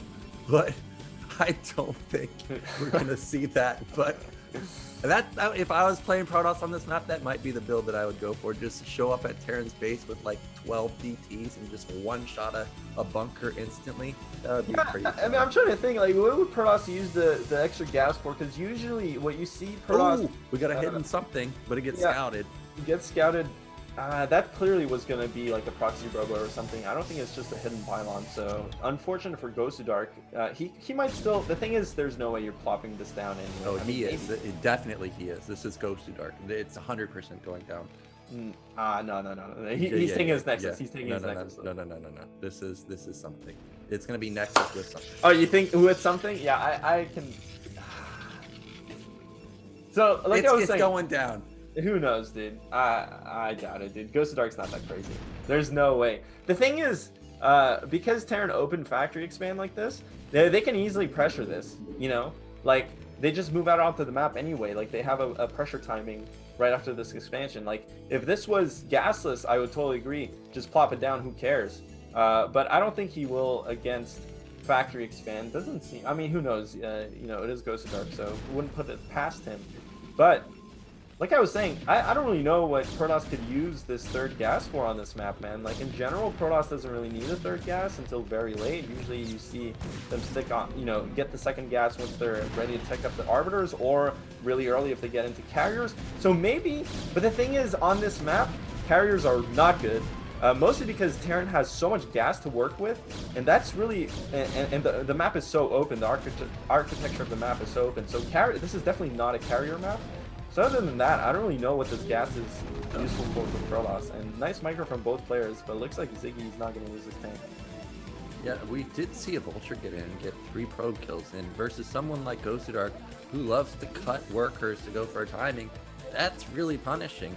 Now, I think the Dragoon movement trying to get that tank in the beginning was a bit ambitious, but now he has 4, and now Kryok does need to be careful because 2 shots from these goons will kill these tanks, and that could be another dead bunker. He's got to scramble to get this 4th SCV up in time. Okay, luckily he got siege mode, so he is going to be able to push this back. We already saw Kryok play with fire last time versus Gosudark going mines first, and you can see that Ziggy respects the fact that this is Gosudark. He does not want to get DT dropped. He does not want to get Reaver dropped. So he builds pretty early turrets here. Now back on Gosudark's side of the map, we see that this is just, I was going to say standard play, but this is actually very fast 2-base Arbiter. The Templar Archive is already done, but the question is if you're going 2-base Arbiter, where's the Stargate? So is this just going to be for Stormtrooper? It looks like DT drop, man. I think this looks like a DT drop into Arbiters for sure. There's no way... No, but there's no Robo. Okay, so... But the thing is, like... honestly, man, it's like... It doesn't look like Protoss is going to get punished for going straight DTs here, because look, Ziggy, he's still on 1 factory going straight into the armory.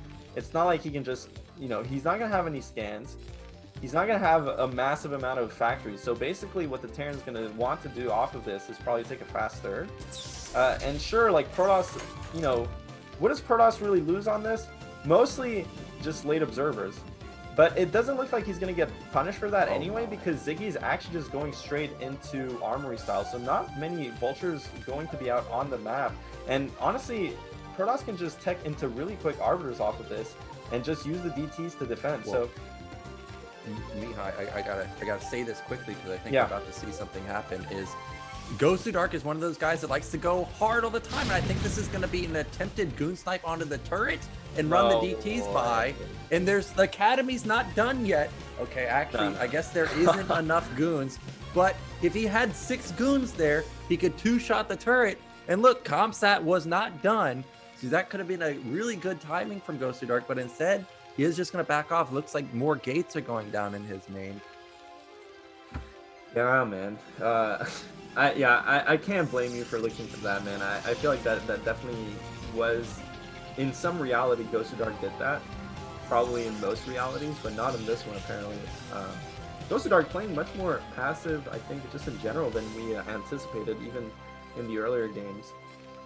But still, you know, wouldn't put it past him to try something here. Now, this is an uncomfortable map for Protoss to play because, you know, what base are you going to take here, right? Like, I mean, he's going to... It's just weird. It's a weird map. The architecture is definitely weird, especially if you haven't played it enough. And it looks like he's going to 6 gate and Stargate, so playing really heavily off of 2 base, even for a 2 base Arbiter. You can see he's taking his 3rd gas already, which I don't know what that's going to be for. I mean, he's going to get a couple more gas, but the thing is, he's not getting a 2nd Stargate or anything like that, so maybe he's going to go for quick Templar here or something.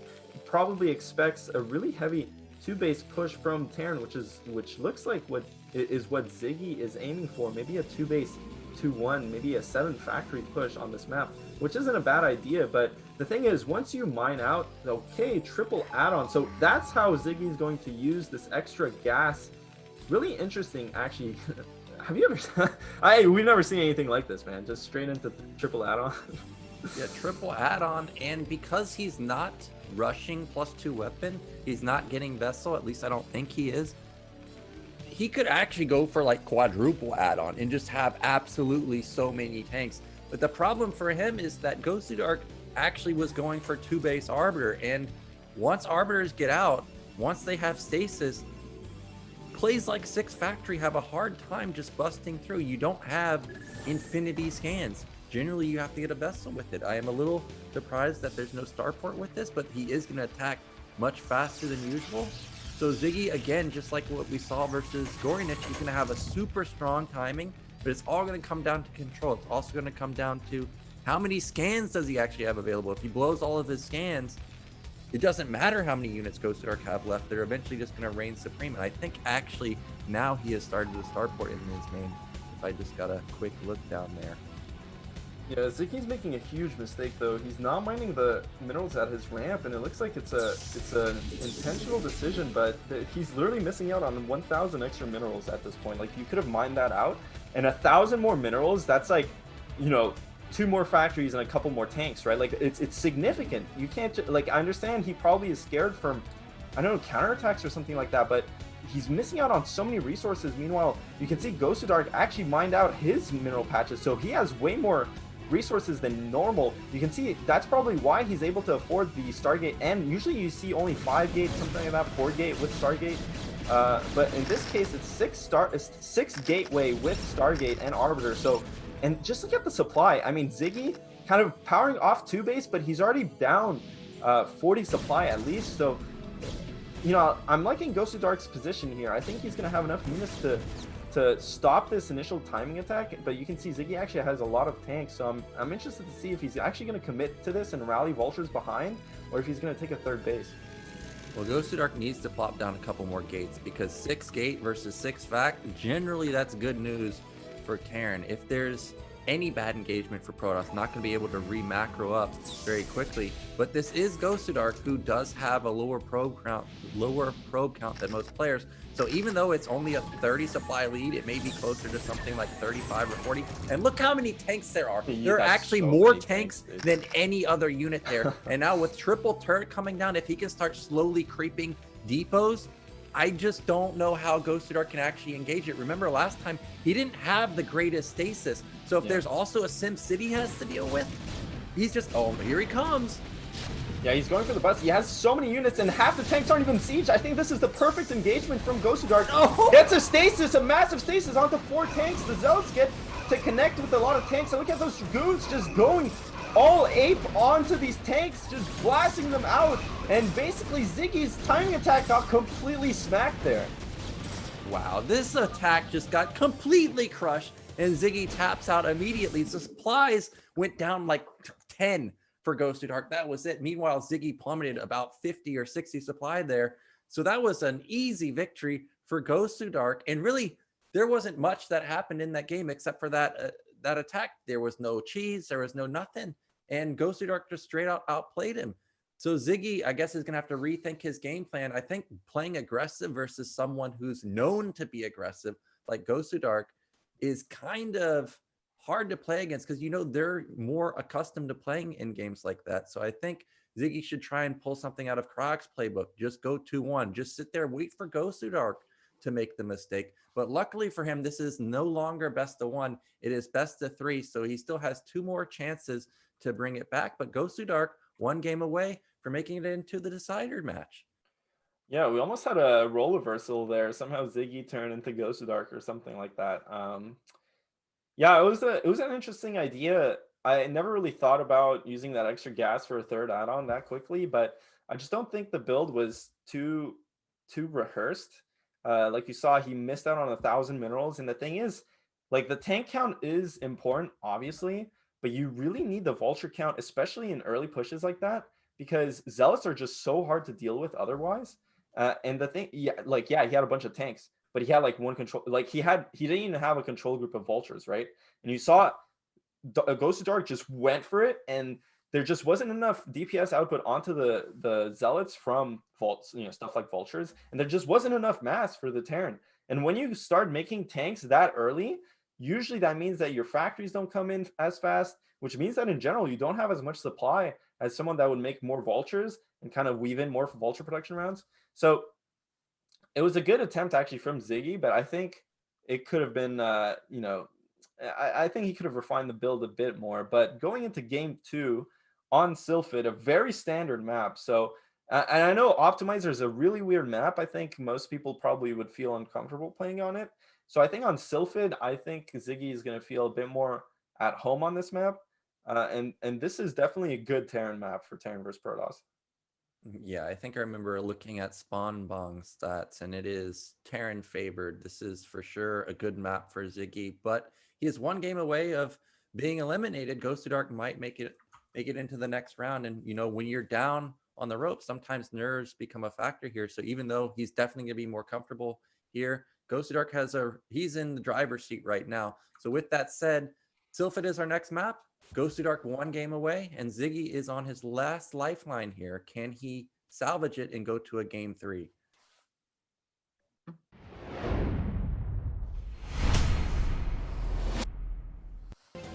In the bottom left, as the blue Protoss, 1 game away from the deciders match, it is Gosudark, and I thought that photo was going up. And at the bottom right, in the peach, we have Ziggy. So this map, I think this is the map where Gosudark pulls something out of the hat, because he tried to pull something out of the hat on Optimizer. He didn't play anything weird on Eclipse, but Sylphid is one of those maps where, like Proxy, for example, it can be in the middle. It can be at bottom middle. It can be at mid-right at a third base. I think that we may actually see what Gosudark tried to do last game, which looked like Proxy Robo at the mid-right here. Yeah, I don't know, man. I feel like Gosudark might actually just play standard. I think that's probably the ultimate mind game. You know, like clearly, it's like everyone knows that he plays ultra aggressive. And yeah, last game he did go for the kind of cheeky quick DTs. But in all honesty, DTs after expansion like that, it's not really all in, if anything. And most of the times on a map like Optimizer, Terrans do favor to go for that armory, upgrade style or quick armory early, and that doesn't really punish quick DTs like that, and you're not really all in. You could get a free win, and if not, you just tech the arbiters like we saw last game. So I think Gosudark today has shown, again, on that first map that he played on Eclipse, he had some aggressive tendencies, like I said, where he was making units out of gateways non-stop instead of kind of powering his economy. So I think he still has some of those Gosudark tendencies, like you pointed out. Also, you know, usually he plays on low probe count, so he has a tendency to make fewer probes, make more units for longer periods of time. So I think in that sense, it's always going to be Gosudark. But besides that, it looks like his build selection has been pretty standard so far. I think he's going to start his Dragoon range anytime now. And yeah, I mean, that's the thing, man. I think he knows that people expect him to play aggressively, and he's just been playing pretty standard. Yeah, Gosudark is one of the players that I find the hardest to play against because he goes hard sometimes. Oh, what's that in the middle of the map? That looks like we have Proxy second factory. Now, I'll be honest, I've never seen a Proxy second factory here, and because of the path, actually this might just already be devastating. Yeah, because Gosudark didn't scout, so he just intercepts it. Oh, it's a nightmare for Ziggy. That's hilarious. Instantly denies it, and even though he, you know, he cancels, he's just gonna follow up with a second factory. But Gosudark knows now that this guy has mined extra gas, so even if Ziggy was to transition to like a fast command center, Gosudark should know, like, hey, this guy actually doesn't have as big of an econ as he should have. But I actually think going for the second fact in the main as a follow is kind of smart, because more than likely Gosudark thinks that this is probably just, oh my gosh, what is this? Just straight 2-gate, straight instant robo. This is a 330 robo, so as soon as he saw the factory, he just instantly goes into 2-gate observer. Yeah, I like this. The thing is, even if it wasn't 2 factory, he could use the double gateway robo to pressure a natural, kind of in Gosudark style. So it looks like Gosudark gonna go for that Gosudark build, but really only in response of of kind of failed proxy factory by Ziggy. And that's really unfortunate because you know, you see sometimes some Protoss players not go for that early scout. If he had went for the early scout with the probe, that Dragoon wouldn't have pathed like that, though maybe sometimes it does to check for an SCV. So kind of questionable positioning of that factory, and it's really unfortunate. Now the thing is, Gosudark's not going to be able to see whether or not Terran is expanding, and Ziggy didn't see if there was a Nexus there. So now Gosudark knows something's up. At least it's going to be an FD. Doesn't, you know, he can't tell just yet if there's a second factory behind it, but obviously there's probably not a command center, considering how many Marines, or at least if there is a command center, it's really delayed.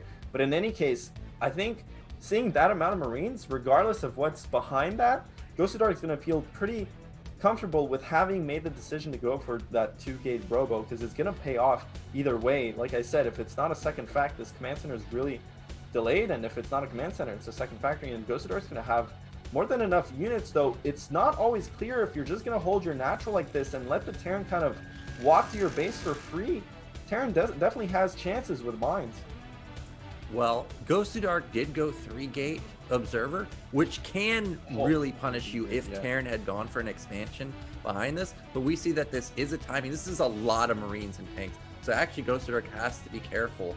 But also Ziggy has to be careful to not, oh, we've got vultures coming in through the back, but they don't have mines. They actually only have speed. But if one vulture gets into them, oh, they do have mines. So an engagement pops one tank, second tank goes down. There's only one tank remaining, but there's also only 4 goons remaining. We have a vulture into the main. Luckily, Gosudark sees it, so he is going to clean up with these 2 or 3 goons. And Ziggy, I did see in his own base, was cutting a lot of workers, so this is all or nothing for him. This was so close for Gosudark, man. It was really scary. Those vultures got on top of the gateways, but unfortunately didn't mind the exit, so he still gets Dragoons out. Now going to lose another Dragoon, but now it's just, who cares, because he killed that Terran push, basically. I really liked how he just instantly went for the tanks. He did trade pretty poorly in the sense of he lost a couple Dragoons, but that was so many Marine tank, it's kind of expected. And the thing is, if you get on top of the tanks and snipe them for free, that's exactly what you want as Protoss. And, you know, he has observers to deal with these mines. And at this point, I mean, Gosudark is just in such a phenomenal position. You can see he's up almost 20 supply. He's going to have his Nexus. Now, these vultures, if they get in and get some probes, that would be huge. But, you know, Gosudark very smartly keeps some Dragoons. And Gosudark, honestly, playing out of his mind. He keeps those Dragoons back at his base because he knows Terran's on 2 fact with double vulture up. And he just leaves the game. No reason. So it is going to be Gosudark making it into the deciders match. Ziggy falls with a failed proxy second factory. Gosudark actually very, very lucky to not scout that game and just blindly went to top middle, because if he had scouted and saw Ziggy's there, then the factory doesn't ever get scouted. Now, So did you see a GG that game, or? Yeah, no GG. So a bit of a tilter there.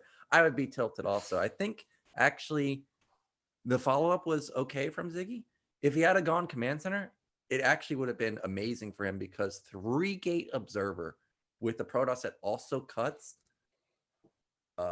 If Terran just gets their nat up and running, they're in an amazing position. So a bit unlucky there. Definitely not Ziggy's day. Like literally nothing went right for him. He looked really good versus Gornage, but he needed to attack 30 seconds faster.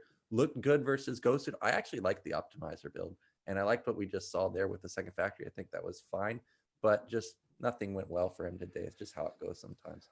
Yeah, it totally is how it goes. I hope he's not too hard on himself, because we all have these days, and especially in tournament play, you know, it can be your day and it can also just not be your day.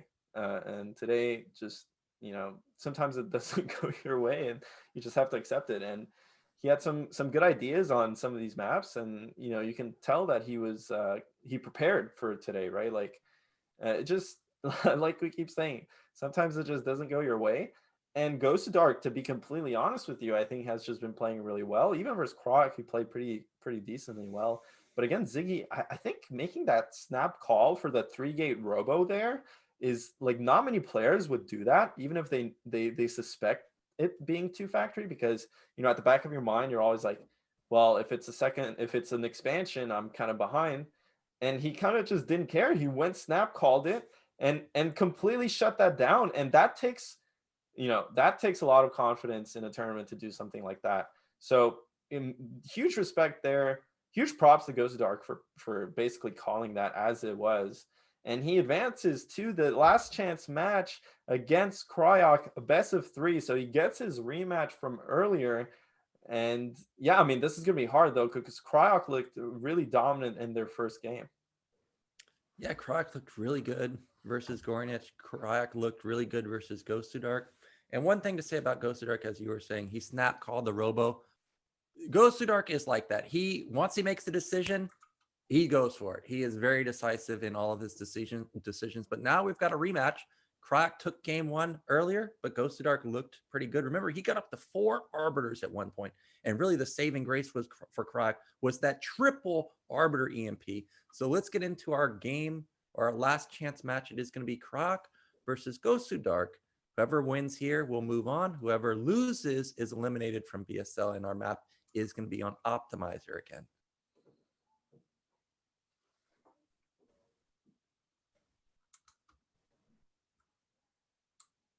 We should be starting pretty shortly. Here we go. So in the bottom left, in the brown, we have our German Terran, Kryok. And in the bottom right, in the blue, coming off a very nice win versus Ziggy, it is Gosudark. Now I'm going to be a little bit heartbroken if both Ziggy and Kryok get eliminated, because that would be about 25% of the Terrans just gone straight from the get-go.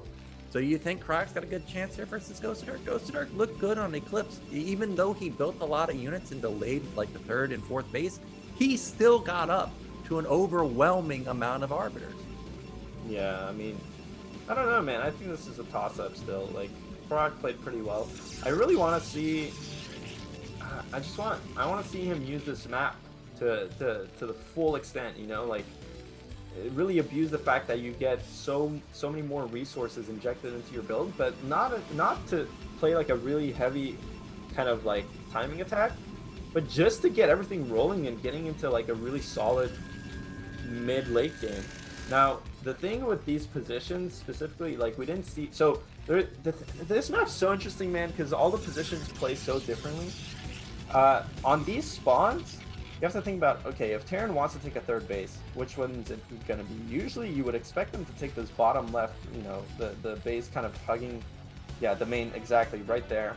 You would expect them to take that. But on this map, because Protoss is right next to them, it's not so clear that you would take that base, and maybe he's going to take the base that's mid-left, which would be really interesting, because it would kind of like put him in much more of a passive position, kind of to like maybe split the map or something. Like, I don't know. It's gonna be really interesting if this game actually manages to get into late game. But I think most of the time, you see players play really heavy on 2 bases on this map.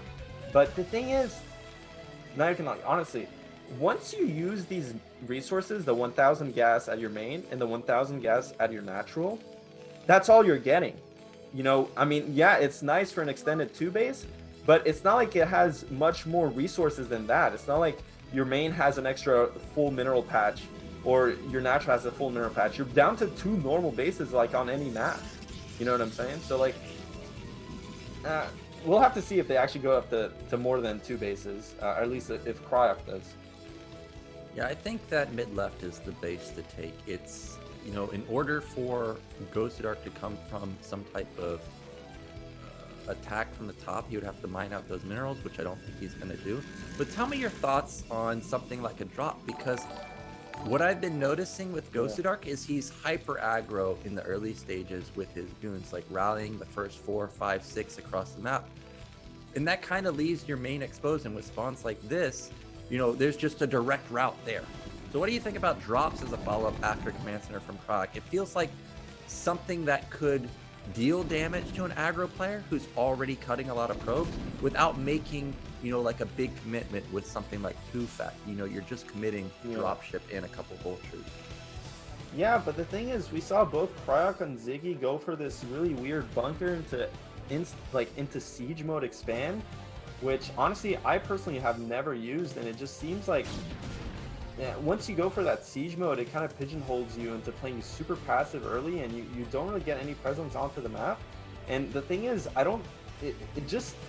it's telegraphing me that they're not confident in playing early game against Gosudark, like just being assertive in the early game, when really that's what you need against aggro players. He gets that. You knew he was going to get that SCV. There's no way that that goon was turnaround. That was 100% a kill for Gosudark. Yeah, but you know what the problem is with that though, like real quick, is that he took damage on the Dragoon, and now suddenly he can't check to see if there's an expo. But I guess Gosudark doesn't care about that. He don't care. He just assumes there's an expansion probably. I think versus someone like Kryok, I think that's a good assumption, because we saw last game is Kryok was content with just playing super passive.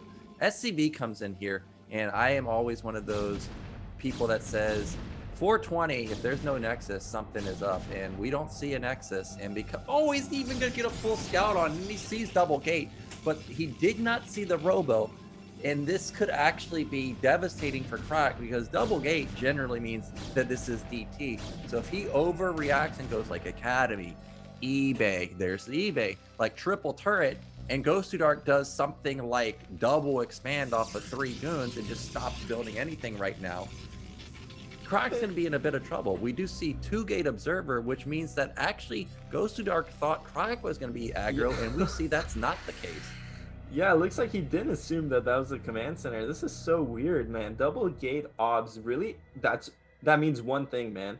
And he thought it was Tufak, because this puts you so far behind. And like you said, sure, he can actually, Protoss can double expand, and usually that's actually the correct the correct decision to make off of stuff like 2-gate off 1 base, because there's no way Terran will ever have enough units to punish you. But the problem with double expanding, well, the problem is when you take your expansion so late as Protoss, you actually have a severely reduced probe count.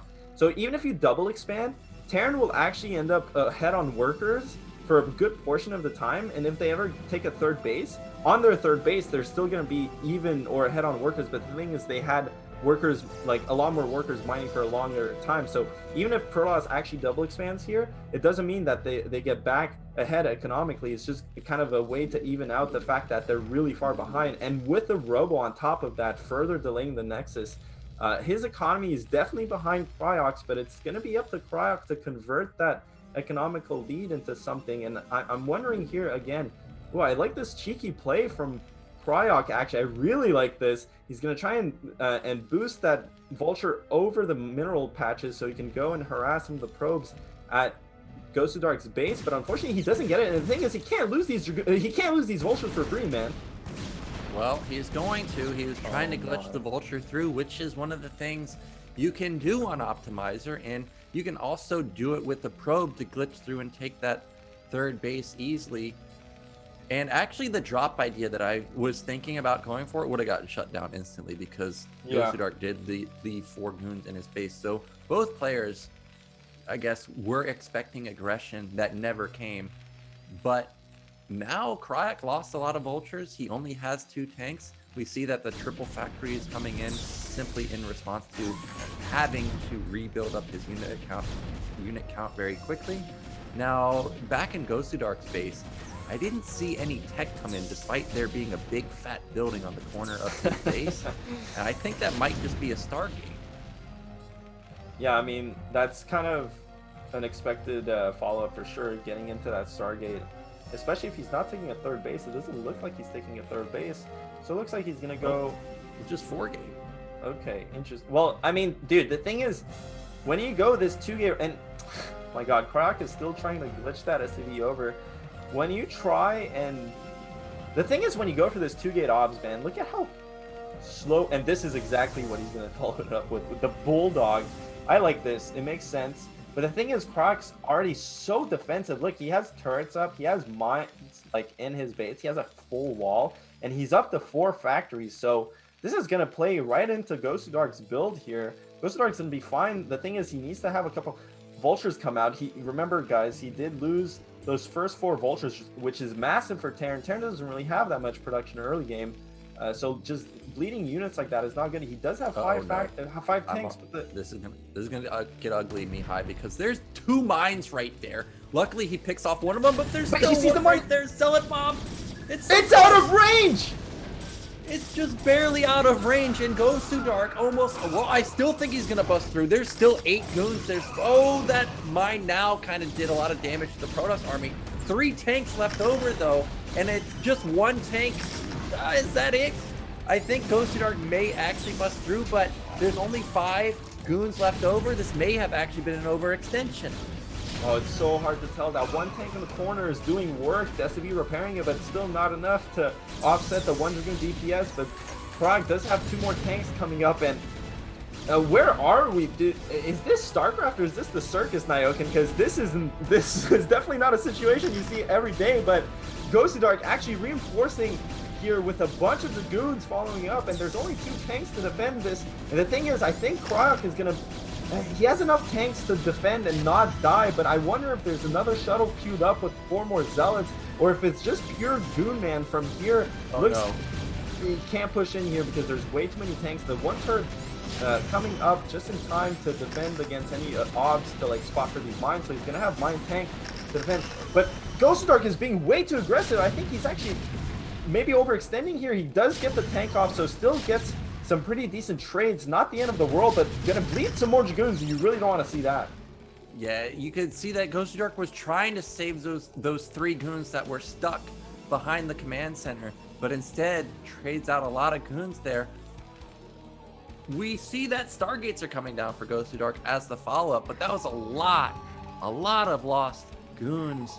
And instantly scans the carrier too, so he knows what? Whoa. wait. Fleet Beacon and Arbiter. So now, I actually don't even know if this was like a response to like being scanned. It's like, oh, well, I should build the Arbiter Tribunal, so Terran has no idea what I'm actually going for. But when you see that, you know that Protoss has just spent a ton of resources on tech. So Kryok doesn't actually need to build units now. He just needs to focus on get his econ up and running, get his upgrades. Wait, did he cancel the Fleet Beacon? I think he did, because I don't see it there anymore. Yeah, I mean, honestly, the Fleet Beacon just doesn't even make that much sense. He already teched up to Templar Archives, and I doubt he even started +1 at his core. I'm not sure, but the thing is, you definitely don't have time to make carriers, and you wouldn't even want to make carriers. Terran has so much gas to work with on this map. There's a map like hold that thought, because the shuttle's coming in for round 2 of the Zealot Carpet Bomb. This is actually a really well executed bomb from Gosudark. Goes in to the front with the Dragoons, and I think this might be enough to break the Terran position. You know, there's just not enough Terran units. More tanks coming out of the factories, laying down some mines, so I don't think Gosudark will be able to end the game just here. But the thing is, what does Gosudark have coming behind this? He does have Arbiters. He's not going to be able to break this natural, but he doesn't have a third base, and the longer Kryok holds on to this game for. I mean, he's gonna get his third base. The only thing is Cryoc is bleeding so many tanks, man. Yeah, Gosudark is doing such a good job to pick off all of the tanks from Cryoc, and with no tanks here, it's so hard to actually just save this base. He's got to slowly creep this one tank. I did notice that he has double add-on, but more and more vultures keep coming out. He needs to get tanks here, and actually, these goons could all just escape for free.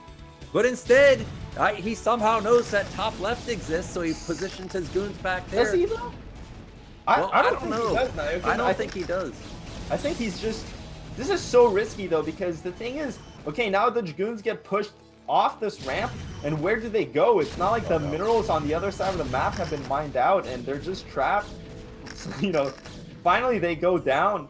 And the thing is, again, Protoss double Arbiter behind this, but I mean, double Arbiter when you don't have an army is not that scary, and he still doesn't have a third base coming. So the thing is, if these Arbiters actually bank up significant amount of energy, it's so hard because he doesn't have an army with those Arbiters, man. Like, Arbiters are a scary unit, but when you have, like, what, 10 supply units beneath them, like, does it really matter if they stasis your army? Like, I don't know. Well, despite all the shenanigans that Gosudark has put on to Cryoc, supplies are even. And back in Gosudark's main, there's only 5 gateways. So his econ, and he's consistently kept his resources very low. So he's very lacking in the probe count. That means that he's really not mining his bases as well as he could. So despite everything that has happened, Cryoc is still in a good position, in an okay position. The main thing for him now is because he can't like instantly counterattack, 2 Arbiters are going to turn into 4, turn into 6, and then we're just going to see ice all over the place during any big engagement. But so far, Cryoc has survived. His third base is considerably farther ahead than Gosudark's. Gosudark's isn't even done yet. Yeah, and the thing is, Protoss, you really want to have a good economy to face like the Terran attack, right? I don't know how Terran is doing on upgrades. It looks like he has double armory. He does have a vessel out in time. It looks like a fleet beacon also. Is that a fleet beacon? I just saw like, oh, I don't know anymore, man. No, I no, already saw no, Fleet no, Beacon sorry, Arbiter, and then the yeah, sorry. and then the Fleet Beacon gets canceled. I don't even know what's happening anymore. And Cryoc's almost even in supply, so I really have no idea. But Cryoc actually has +2 weapon on his tanks, so he's going into potentially split map play. And as we were pointing out on Eclipse, Eclipse was a map where you can't, take another main and build like Infinity Gateways. Now, Optimizer is one of those maps, but Gosudark still hasn't taken advantage of that, even supply right now. So Cryoc is still in it despite taking all of this damage. Yeah, this map, man, I mean, think about split map for a second. It doesn't seem that good for Terran, right? Because how do you get to that natural from your natural, right? Like, imagine just like moving units through this side on the left side here. I think you really need to have mid map control as Terran to actually defend top left. So it doesn't seem practical to me to actually expand the top left. This mid left base is really nice, but I think at this point, Terran would actually rather start expanding at the bottom side of the map. I think it makes the most sense. But in any case, we'll even see if it gets to that point, because Cryoc is going to have a really nice timing here against Gosudark. That's just how late Gosudark's third base is. He's not going to have any sort of bank to work with. Nice bolster. Oh, this tank drop I really like from Cryoc, actually. Yeah, this is a really slick move. It's out of range of the cannon, going to shut it down. It's going to be, it's going to take Gosudark a while to send goons over here and deal with it.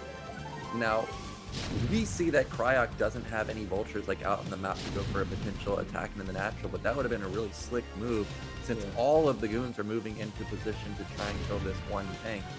Now, Cryoc, I'm trying to get a gauge on his factory count. I think it's still at 5, so he still doesn't have that much production, but he is still even in supply. Goons are going to eat a mine right there, but drop gets taken out. Just a few probes go down, so overall, successful drop for Cryoc. Yeah, it was good. He definitely delayed mining at the base. I would have liked to see him use that time to get some units out onto the map or some mines out onto the map, but instead, Cryoc preparing himself for recall defense. Now, the thing is, yeah, you definitely need recall defense on this map, but I think if he just expanded to... Oh my god, that's so many Arbiters. That's 5 Arbiters. That's the nightmare. Yeah, and but because he hasn't sent any arbiters like across the map, that means he doesn't intend to recall. yeah. And that's going to be bad news for Cryoc, because unless you have like 30 tanks, like actually 30 tanks, you're just going to have no tanks in any single fight. If you say on average you get 3 tanks per stasis, that means at least 15 to 20 tanks are gone, because that's going to be like 6, 7 stasis coming in for Gosudark. Yeah, and the thing is, Gosudark's only, like, I can't imagine his probe count is that high, so his army supply must be a decent amount, but remember, the thing is, you know, as broken as arbiters are, once you get to this number of arbiters, sometimes you just get EMP'd, and there goes like 12 supply, 15 supply of just completely. How much supplies is arbiter? Like 4 or 3? It's 4. It's 4. So the thing is, that's basically 16 supply right there, plus 2 more probably. It's basically 24 supply almost. Going to be 24 supply in just arbiters. So if somehow Cryoc manages to EMP, basically if he EMPs a clump of arbiters, that could realistically be 16 supply, 20 supply down the drain. And suddenly it's looking really bad for Protoss, because obviously when Protoss gets this many arbiters, it's scary, but that's that much less kind of army supply. And looks like actually Gosudark might go for a recall, but this, I don't know if this recall is going to be good. There's so many mines already. The arbiters flying in just now at mid left, going for that insane recall, and actually gets the perfect recall. Those mines don't kill anything. Really fortunate there for Gosudark, and he's going to be able to shut down this mining. And that's his cry. Follow up. This is double recall. There's going to be a recall into the main. That one has recall available. I think the other one has recall available. May even be triple recall. There's one. Where's the second one? Oh, this is so crazy, Nayokin. Does he really want to go? The thing is, he's committing his entire army to this. He doesn't really have that much infrastructure behind to kind of remax behind this. You can see Protoss is completely broke here. So this is all his army, and the thing is, when you recall into the base, these units aren't really going to be that efficient at this point. Look at how much space there's for the Terran to work. Gets on top of these Dragoons now. Somehow, the Dragoons are just not trading at all. So the thing is, Gosudark, it's annoying to deal with these recalls, but they actually did absolutely no damage.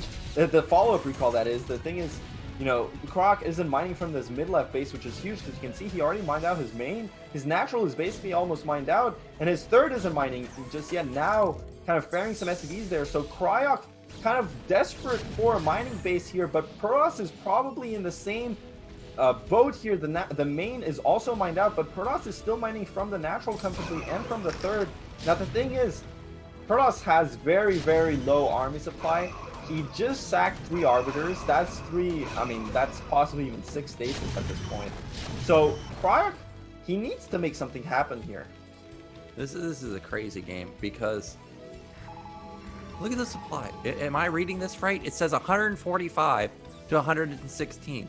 So Gosudark did not trade as great as he could. And actually, Kryok had a great defense, and I'm getting so worried for Gosudark, because I keep looking at the minimap expecting to see just like a huge, you know, color of blue all Yeah. over the right side of the map, and it's just not there. It's actually, once Kryok gets his mid-left base up and running, both players are going to be back on 2 base. And in that recall that we just saw, Gosudark lost 3 arbiters. That's a lot of arbiters to be lost, but he still has 4. But I just don't. This base is not dying. That's 100% not happening. Look how many tanks there are. Oh my god, you think he's actually going to try and attack through this bottom side? I think he is. I think he might actually try and bust this base. He knows it's right there.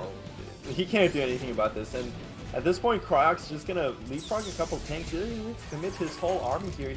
Look how close those bases are, man. And that's, you know, that's definitely bad for Protoss. And now Kryok can kind of just compact his army on one side of the map and just push. And the thing is, Gosudark, like you said, you were expecting that big blue flood of Protoss, kind of golden armada slash army slash just gold stuff, killing Terran stuff, but it never happened, because Gosudark never actually established his economy right. And you can see just now expanding top right, because he's about to lose this bottom expansion. But if Kryok does not EMP these arbiters, there's a chance for Gosudark to completely smash this. Look how clumped these tanks are, man. Oh, this is gonna be disgusting. Oh, he got targeted. Oh, he got the EMP. So he eliminates 2 of the stasis. Oh my gosh, he loses his almost entire army before any of the stasis goes off. And supplies plummeted for Gosudark. He's down 45 supply now. Bottom base is 100% dead. So really, Gosudark. Oh, also he's gonna lose all these probes here. No, they're not leaving. Goodbye. So that's like 20 probes gone. And we already know this was probably half of the count, half of the probe count for Gosudark. So probably he's down to like 30 probes. I don't see anything mining at top right. So a big loss right there. And now there's a huge swing. And also because Kryok has had like triple add-on or whatever he has, out of those 40 units I see in the center of the map, at least 30 of them are tanks. Yeah, I mean, this is pretty much over, man. I can't really see a way out for Protoss. Protoss's economy is just in the dumpster. Finally, Kryok at a very respectable supply lead with crazy upgrades, and he gets mid-left rolling. He gets that bottom expansion rolling. As you said, he's up to 2 base here, and Protoss, he's behind 40 supply against 3-2 mech. I mean, and look, Kryok has, he has EMP to work with. These arbiters aren't necessarily going to get these stasis that they want to. As you can see, 1 EMP goes off, the other arbiter kind of chilling. Finally is going to get 1 stasis off, probably, but only gets, I mean, it gets a decent amount of units, but look how many tanks there are. Yeah, but there's 24 supply in arbiters. He has 6 of them. 2 of them just fell. 3 of them, he probably has 2 queued up in his main. So it's like 30 supply in arbiters. GG from Gosudark. Kryok actually bringing it back. It looked like a guaranteed win for Gosudark once he busted the natural like 1, 2, 3 times with his bulldogs and the recall. So really nicely done from Kryok, and it just seems like that's the answer to Gosudark. Just build mass tank, just sit there, and that leads to a victory. I don't even know what to say. Gosudark just kind of ran his units over and over into the natural, and he was getting good trades, but then suddenly, like when he positioned his goons, he was so desperate to kill that natural instead of just expanding behind it that he kept bleeding goons over and over and over again. And the thing is, like, double Stargate is nice. You get like mass arbiters going, and like, arbiters are a good unit, but they're not that good. Okay, they can't replace your ground army as well as just be kind of spellcasters, right? It's a lot of supply. And the thing is, when you get double Stargate like that and go really heavy into arbiter production, and you don't have it siphons a lot of your resources because you need some good gas to go into that. And you need to actually build the double Stargate, and the arbiters also take resources. So he didn't have enough time to get his 3rd base going, his 4th base going on time. His expansions were so late, and that's why he was so desperate. I mean, I don't know if it's a result of him being aggressive or if it was an intentional decision. But like you said, I mean, what did Kryok do that game? He just kind of sat in his base. Yeah, and that just seems to be Gosudark's kryptonite, at least today. And now Kryok, who we actually thought might be the chosen one to get out in 2nd place, is 1 game away from making it out. And Gosudark is now on the ropes.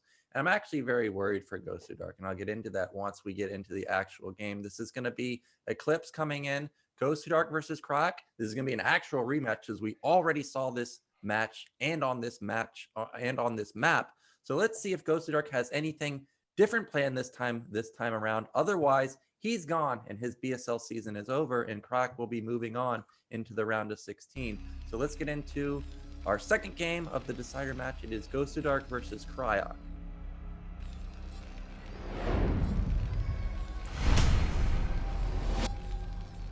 Okay, in the top right in the white, we have Kryok, and in the bottom left, 1 game away from just being out of the BSL. He has to get a win here. It is Gosudark. And what I'm most worried about Gosudark this time around isn't necessarily that he's been so aggro. It's because we've seen him not open with some type of 1 base play. Like, we haven't seen 1 base Reaper. We haven't seen 1 base DT. We haven't seen 1 base 4 gate speed zealot or something. And because he hasn't had success with Kryok playing macro, I feel like this is just 100% going to be some type of one base all-in play. And if I was Croc, I would be definitely planning for that. So I'd be rushing 4-minute eBay to get my turret up in time. I'd be getting Academy very fast. I'd be going siege mode this time, not mines. So I think Gosudark is in a bit in trouble because I would 100% expect this to be some type of all-in one base. Yeah, I mean, I don't know, man. Like, Gosudark just has not gone for those builds all day, so maybe now's the time, like you said, they'll whip it out. But, you know, the thing is, I'm looking at these games all day, and especially the past, you know, the games between Kryok and Gosudark, I personally don't think that the builds have been as clean as they could be. And I think a lot of the times what happens is these players, they mind game each other so hard that if one of them just played a really optimized, like, standard build, I feel like they would get a massive advantage. For example, Kryok goes for the bunker into siege right away, into eBay, regardless of what the Protoss is doing, and the Protoss is just playing standard. You know, Protoss gets ahead super, like, significantly. Last game we saw Gosudark go for the double gate ops for some reason, which, you know, it's nice to cover 2 factory, it's nice to cover 1 base fact port, stuff like that. But if he just went for a nice standard build, he would have been in a really good spot. So that's the one thing I do have with just with the games today is I feel like, you know, it's hard, right? Because you're in a tournament situation and you're playing against someone like Gosudark, for example, if you're a Kryok. And even Gosudark, the thing is, Terran can throw a lot of stuff at Protoss. You know, 2 factory, 4 factory off 2 base, whatever. Some really strong timing. So it's hard to just play really confidently, but I just feel like there's so much to gain from either player just playing solid, right? Just a solid kind of build order, and to get ahead, because I feel like that's what's been that would just win them, like, these games, honestly. Well, we may see that from Gosudark because, again, not scouting, and I was actually expecting to see a pylon somewhere out on the map with hidden citadel or something like that, but Proc sees that there's now a 3rd pylon in the main, and that just signals that this is just standard play so far. But again, it is Gosudark, you never know for sure, so that SCV moving out now definitely needs to come back in the near future, around the 4-minute mark, around 4:20, to scout for that Nexus timing. Back on Kryok's side of the map, we did see that he pulled off of gas. There is the 2nd gate again. So again, Gosudark just playing defensive versus Kryok. You know, I don't get to play versus Kryok or Gosudark on the ladder any more often, but maybe they do play versus each other often, and there's some type of mind game going down here. But for now, Kryok has the better opener. He's taking his command center. He's had success with the mine, so I actually think he's going to continue to go for that. Now that pylon up there, that could be something that could be up to no good in the next couple seconds. That might be where we see a Robo go down or a Citadel. But here comes that SCV, as I was saying. He's going to come in again and see that there's nothing there. Dude, it's just so weird to me, man. Like, why is Gosudark the one playing hyper defensively as if he's playing against himself or something, you know? Like, I don't know. There's so many layers to this, right? Does he, you know, what's their match history like? What does Kryok actually tend to play aggressively? Or is Gosudark just playing like this to fake some sort of all-in? Because, like, as you see, you know, Kryok came in, scouted no expansion, and now he's forced to get the eBay, forced to play defensively. Does Gosudark just know that people expect him to be aggressive, and he goes for this 2-gate, which has compensation? I mean, first of all, you can actually just 2-gate, make only 4 goons. This is gonna be a repeat. It's gonna be huge. Oh, he did. Wait, he doesn't actually target the tank. He targets the vulture, so instead the vulture falls, actually gets a mine down. Dude, so this is literally what happened the first game, except Yes. he lose the tank. Yeah, so this is just a better repeat of game 1. This time an extra tank for Kryok. And actually, Gosudark was playing a mind game because the Nexus comes down. Yeah. We see that Kryok is responding appropriately to what he saw. 2-gate, no Nexus, gets his turret down, gets mines down. I think if Gosudark goes for some type of Bisu type micro here, this is a huge mistake. You can see he's trying to go for it, but I just feel like one of these are going to trigger, and we're going to see a big ball of goo just fall. Oh, there's one of them. It's so hard, Nyokin. There's a Rax Oh, no. there. The Look tank how is low- in range. It's so aggressive to go for this because the tank is still there. There's mines.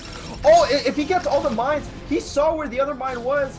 He actually gets inside here, but the thing is, it's still unclear if he can dive on that tank, and if that tank is just there. Oh my god, he gets that one tank, but look how many Dragoons died, and the thing is, behind this, his Nexus is actually really slow, so he doesn't have infinity Dragoons to back this up. These trades are actually really good for Terran because Terran's expansion came up much faster, and really that's just it. But somehow Gosudark actually forces the SCVs off of mining. Cryoc, no longer confident that he can hold on to this natural base of his, has to float it out, and probably at this point he's gonna wait for siege before mining at his natural again. So this is a huge victory for Gosudark. Again, remember, Cryoc actually has no idea what's following up. I mean, this could actually also just be random DTs or something like crazy, or even like, I don't know, some crazy 4-gate follow-up. He doesn't know that there's an expansion there for Protoss. So Gosudark equalizing. The thing is, instead of going for triple Nexus, he's going for 4 gates, which I kind of understand because he lost a couple units. He wants to offset the fact that he lost those Dragoons, wants to be able to be safe against any kind of counterattack from the Terran player. But I don't know, man. I think if he just puts down his 3rd Nexus here, he's in a really good spot. Yeah, if I was in this game, I'm in panic mode versus someone like Gosudark, because this could be DTs, this could be Reaver, this could be like 20 more goons coming any second now. We see that Gosudark actually is taking a 3rd Nexus. I thought he was going to put down a Citadel and go into like 4-gate, 6-gate Speed Zealot. And we know that Kryok so far has been loving building his tanks, so a Zealot follow-up would have been amazing. Now, what's that white building that I see Kryok has? Okay, it's just a floated eBay. This was a 3rd command center, and I was about to lose my mind. Like, what are you doing taking a 3rd base this fast off of no units? And something I have noticed with Kryok in every game is he's delayed his academy forever. So actually, he has no idea what the follow-up is for Gosudark. So every vulture that goes down here is a big deal because he needs to figure out what it is. Like, we see that it is going to be Arbiter follow-up, but remember last game there was a fleet beacon that was basically done that got canceled. So there may actually be a fleet beacon hidden somewhere, and we do have the 3rd Nexus actually coming. Oh, there we go. This is what I actually want, is some type of bust onto the tanks. There's going to be another Zealot bomb. This time I think Kryok easily defends this. Oh, I think so too, Nyokin. The Zealots come onto these tanks, but it's only 2 tank siege, 1 tank shooting uphill. Oh, he gets both tanks. These Dragoons run up, and if they get up this ramp and don't have a penalty from shooting downhill, they're going to be able to actually clean up all these tanks. He kills the mines. The mines actually kill their Dragoons, and I think the game's going to be over here. It's going to be so hard for Kryok to defend. Look, there's 6 Dragoons in his main just completely sniping every tank, and suddenly there's no more Terran units. Meanwhile, on the minimap, you see more green heading towards the Terran base, more Dragoons to reinforce this push, and I think Gosudark has done it. Yeah, I thought actually Kryok was just going to hold this easily. It looked like there was no way for the goons to get in. The tank instantly dies, and there's going to be 10 goons just sitting in the main of Kryok. GG. So Gosudark with a follow-up after his failed first attempt with the goons actually seals the deal for him. This guy, dude, I was gonna say, I was watching that game, man. I was like, typical Gosudark. Why is he doing this? He's making non-stop units off those 4 gates instead of just putting down his 3rd Nexus. Why? And I thought he wasn't even going to commit to a bust like that, but he just did. And honestly, I don't think, like, I was in your boat. I don't think that should have worked. But Kryok wasn't focus firing the Dragoons right. You see, the 1 tank at the natural was actually hitting the Zealots that were on top of his tanks on the high ground. His 2 tanks on the high ground were the only ones actually shooting down onto the Dragoons, but 2 tanks is not enough. And he had more tanks in the back, but it didn't pull the SCVs from his natural. So honestly, I think Kryok, he's going to be really tilted after that game because that's really heartbreaking. I think he was in a completely fine position to hold that, and he just didn't. And it's just so unfortunate. I mean, I think Protoss could have just sat back and taken the 3rd base and been in a fine spot there. So I think Gosudark kind of rolling the dice there unnecessarily, but it worked for him. And, we're 1-1 tied up. Winner gets to go to round of 16. Loser gets knocked out of the BSL already. So Yeah, next map is going to be on Sylphid, man. Yeah, so Sylphid, we talked about it earlier. This is a good Terran map. It's a good Protoss map, but definitely Terran favored. We already saw Ziggy go for an aggressive play, not working out for him. I don't think Cryoc should really change anything. He just got a bit unlucky with the mines. And then again, I guess it all just comes down to what does Gosudark want to go with. So far, we've been seeing defensive play turned aggressive, 2-gate observer most of the time, and it just works out. So with that said, this is the last game of Group A. Whoever wins here makes it into the round of 16. Is it Gosudark or is it Cryoc? Let's get into it.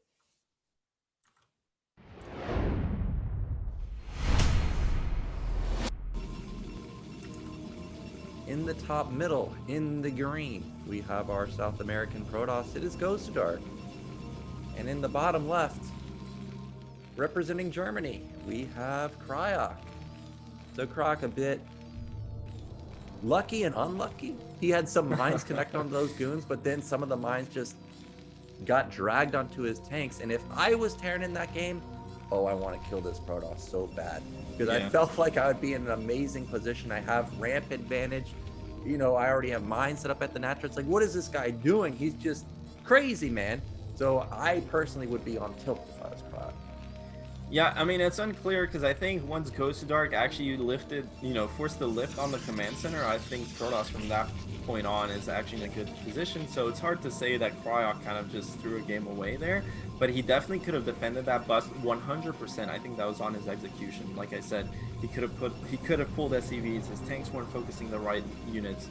Just everything about, and the thing is, he had a turret in place to kill the shuttle, and Zealots don't really do that much damage to the tanks, so. And there's a Rax there's a bunker there to kind of screw the Goon AI up. So I think all the elements were there for him to like defend.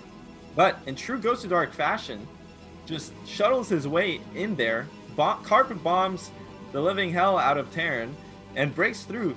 And that really is, that's the thing, man. I don't think Gosudark so far, it doesn't seem to me like Gosudark actually goes for these crazy plays. Although this game, Gosudark actually opting to go for a fast probe scout. We've seen most of the games he's played today, he actually skips the probe scout entirely. Doesn't even make a zealot, just goes straight for the dragoon to scout.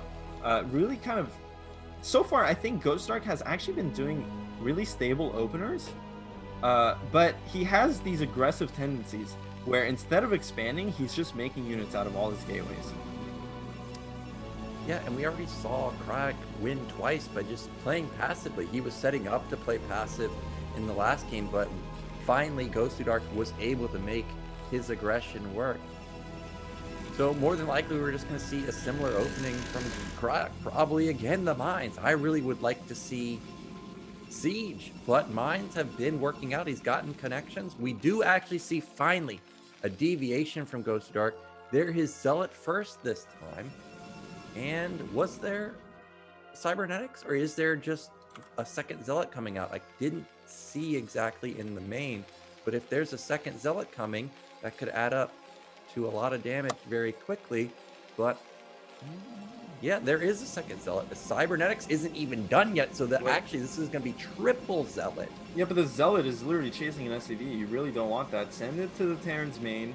Cryoc, interestingly, this game didn't even go for the bunker. Oh, and a proxy pylon. So finally, the one base Gosudark emerges. We've been waiting for it all day. The prophet Nyokin has spoken. He was saying all day that this one base is going to come, and it didn't, and it didn't, and it didn't. And now finally it comes. That looks like it's going to be a proxy robo. Definitely going to be Reavers. I mean, it could also just be a proxy Citadel and just a couple of gates there. Yes, no. There's no definite with Gosudark. Okay. I mean, for all we know, this could be a Stargate, and I might see a scout come out. But there it is. There's the robo. And I think this is a great... Well, the problem now is there's no third pylon in the main. So that's why he kept the zealot back in the base, man. You never see that, right? You never. That should be actually telegraphed for Cryoc, but it's really hard to, as a Terran player in this situation, like, why are you chasing my SCV with the zealot? Are you insane? Like, just send it to my base. That's literally what you should be doing with it.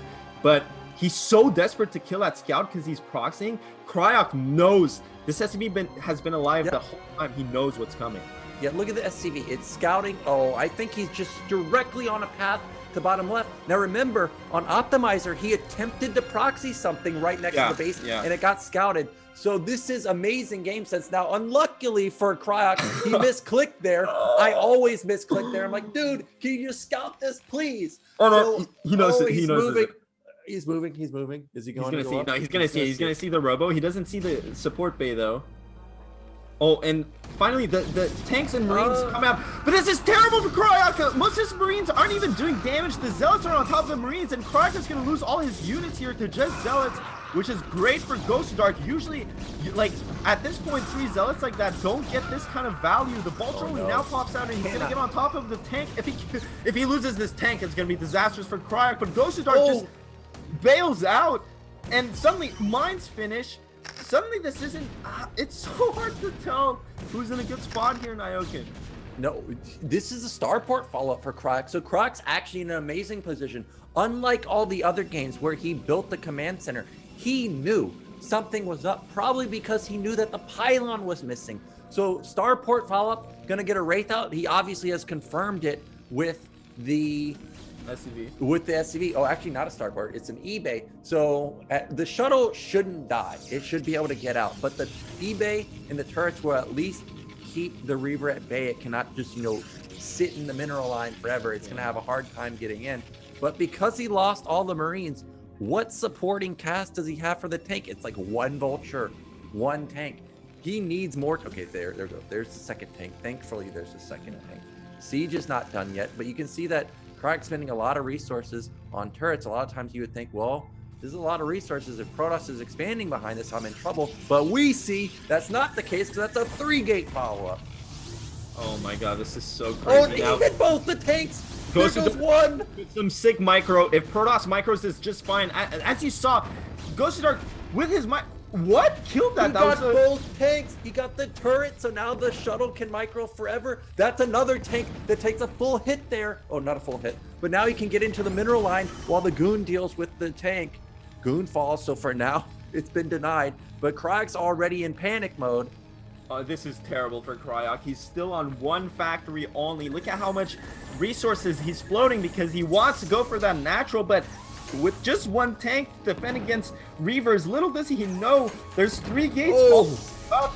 He actually is going to get this turret. If he gets this turret, he's going to have so much room to work with. The thing is, now finally siege mode finishes. He has 2 tanks, 2 vultures, so a Reaver alone is not going to cut it. He's going to need to put some more units into that shuttle, and still this is going to be so close because look, Cryoc has mines outside of his base. Gosudark doesn't have obs. Yeah, that's the thing, is there's no observer. Oh, there is an observer. He's the god. He's gonna bust down the nat while the Reavers keep the tank back at the nat at the main. But still, Cryoc doesn't know, is this all in? Is this like a command? Is this a Nexus follow-up? Those tanks are so clumped up. I'm so worried that a Reaver just comes in here and just double whammies them with 2 Scarabs. And there's still 1 factory versus 3-gate Reaver. Where is Gosudark's shuttle? No, that's a dead tank. He's jumping on that tank 100%. Oh, I'm surprised that it's. Oh, that might be a dead command center.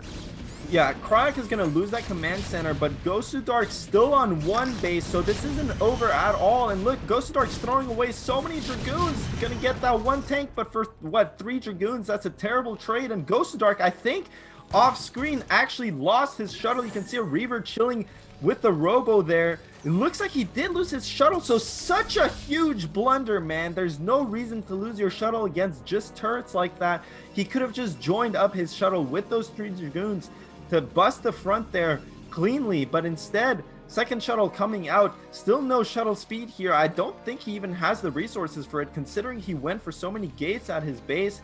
Now finally committing to that Nexus because Gosudark realizes he can't end this game, and he's trying to get some damage, but there's so many turrets out that I think these Reavers just aren't really going to do much. Kryok is going to be able to take his expansion. Gosudark is going to be able to take his expansion, but this kind of situation honestly favors the Terran. I mean, if Protoss doesn't jumpstart their economy to get the 2nd base, 3rd base rolling, and Terran can just kind of get their 2nd base on time with the Protoss, that's really good for Terran. Yeah, and now I think he can actually even siege that robo, so that will be a big loss. That's an expensive building. Also means he can't build more observers. Anything that's already out on the map is all he's going to have. Now he's supply blocked, so 100% he can't build more observers. And Gosudark's Nexus isn't done, so he doesn't have any big influx of econ coming in comparison to Terran. It's just going to be even. I did not see Armory from Cryoc, so it's not like he's going to be getting +2 anytime soon. So for now, both players are just going to be basically even. Supplies are almost dead, even 55 to 51. Cryoc still doesn't know. Oh man, look at What Cryoc's SCV count though. I mean, it's great. Yeah, he's been nonstop making SCVs this whole time. Meanwhile, Gosudark at his base, like, doesn't even have, he barely has saturation on. Okay, it's actually not that bad. I think Cryoc's SCV count is still pretty good. Sorry, Nayokan, I totally interrupted you mid-thought there, but I feel like Cryoc is in such a good position, man. Yeah, Cryoc's in an amazing position. You eliminated the Robo. He still doesn't know what Gosudark actually has because of all the chaos going on, and he hasn't been able to get any of the vultures out into Gosudark's main. Also, he's been skipping the academy for a long time, every single time. I guess he just doesn't care what Gosudark's is going for. He's just content with getting 3 or 4 fact, and just, man, we're playing with fire here because that turret easily could have taken out that shuttle. Barely gets in. He's going to snipe 2 of them, so that's a bit annoying.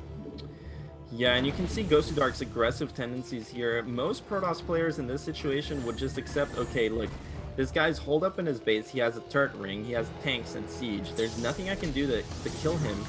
And Gosudark still, he's going to get a couple nice shots here with the Reaver, but I mean, there's only so much this Reaver can do. Oh, and I mean, he's going to get another shot. It doesn't actually kill any tanks. It still doesn't kill any tanks. Very brilliantly microed from both players, actually. Unfortunate for Gosudark that he didn't actually kill any tanks there, because he did get like 3-4 shots with that Reaver. Like I was saying, most Protoss players here would just accept that, okay, Terran stabilized off 2 base, there's not much I can do.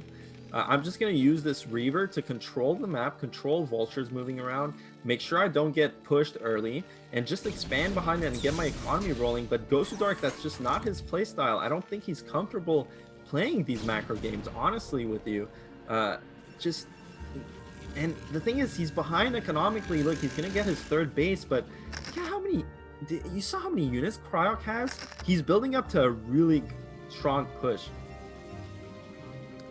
Yeah, again, Cryoc is just playing how he's been playing all day long. It's Tank Man in full force. He's like, look, there's 11 tanks, there's 1 Goliath. That's the army. It's almost like he doesn't have any other hotkey, any other key in his keyboard. There's only the T button. So he just has so many tanks. And likewise, it's Goon Man for Gosudark, and tanks just obliterate Dragoons. Now that scan only saw Citadel, and because he didn't get a count on the gateways, I'd be a bit concerned that this is like 8-gate gateway man with mass speed zealots. But we see that that's not the case. Okay, if Gosudark tries and busts these 4 tanks, he's going to be in for a world of hurt because there are so many tanks behind it. Yeah, and Cryoc can literally do anything he wants. I think, honestly, the most stable way to play here is, like, he's going up the 5 factory. Okay, he gets a free shuttle, so knows that no longer he no longer needs to actually worry about that. I'm assuming that's a command center building there by the factories. I was going to say that's exactly what he needs to do.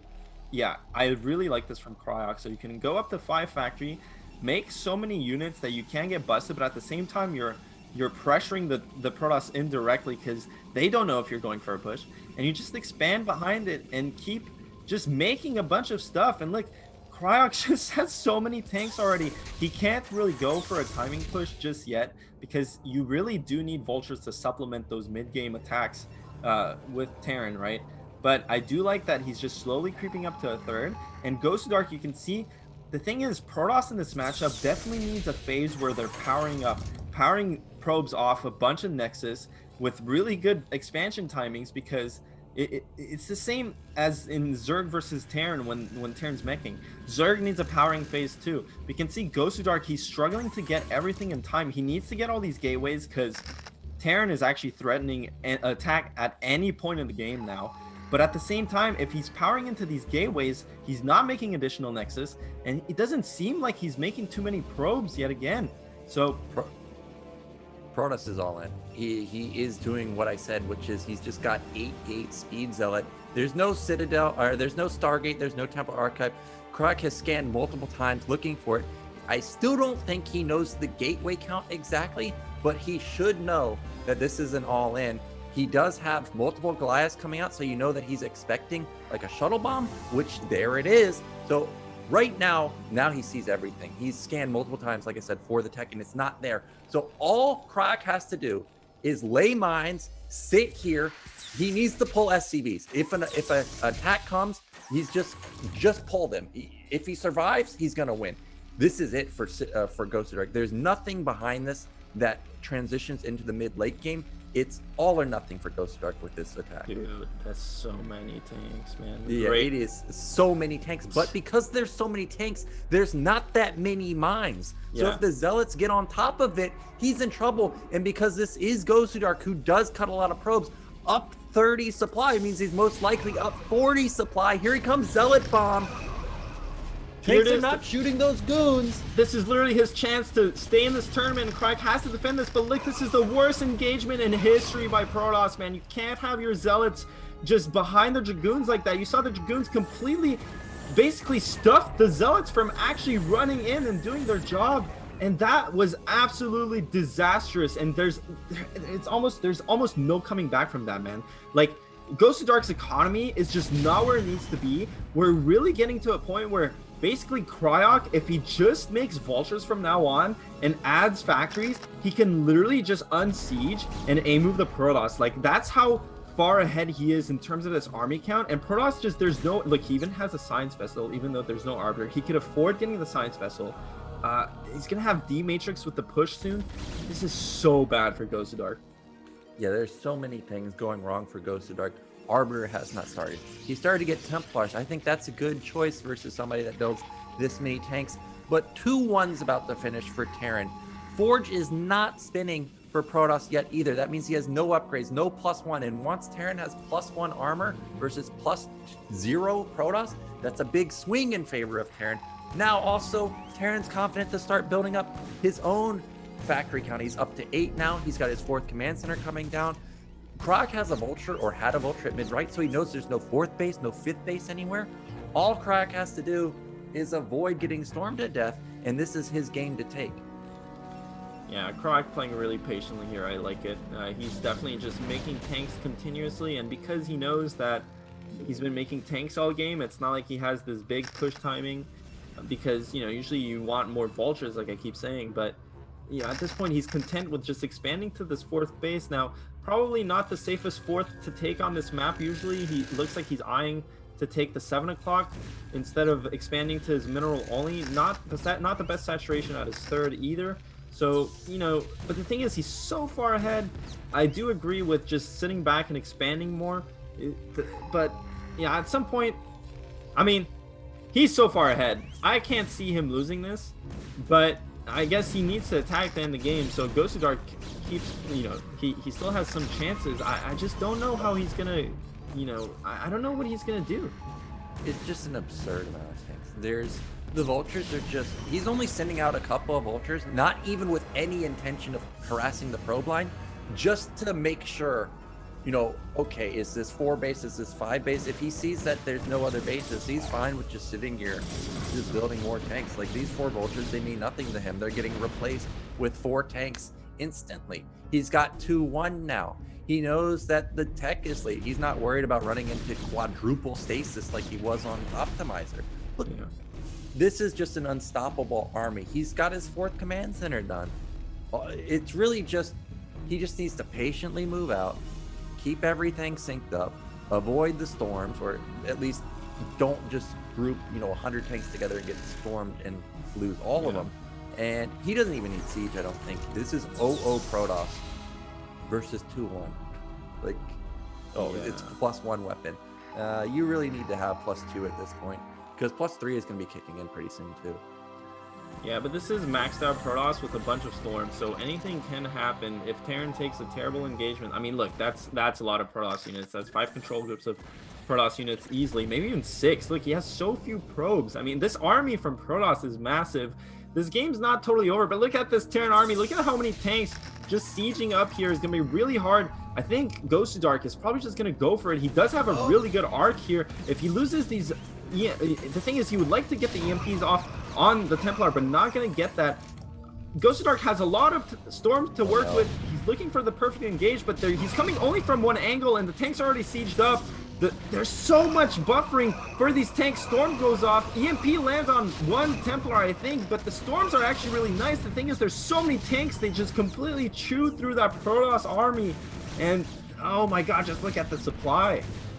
Yeah, he hit a juicy EMP there onto a couple of Templars, and supplies plummeted down to 125. Meanwhile, Kryok still strong at 160 supply, and almost none of the tanks died. So there's no delay in him continuing his push. He doesn't have to wait, you know, infinity seconds to try and build up 5, 6, 7, 8, 9, 10 more tanks. He already has 20 of them. Storm would have been amazing right now, but he just doesn't have any other Storm available. All of these units are dead, so supplies are just going to continue to dwindle for Gosudark.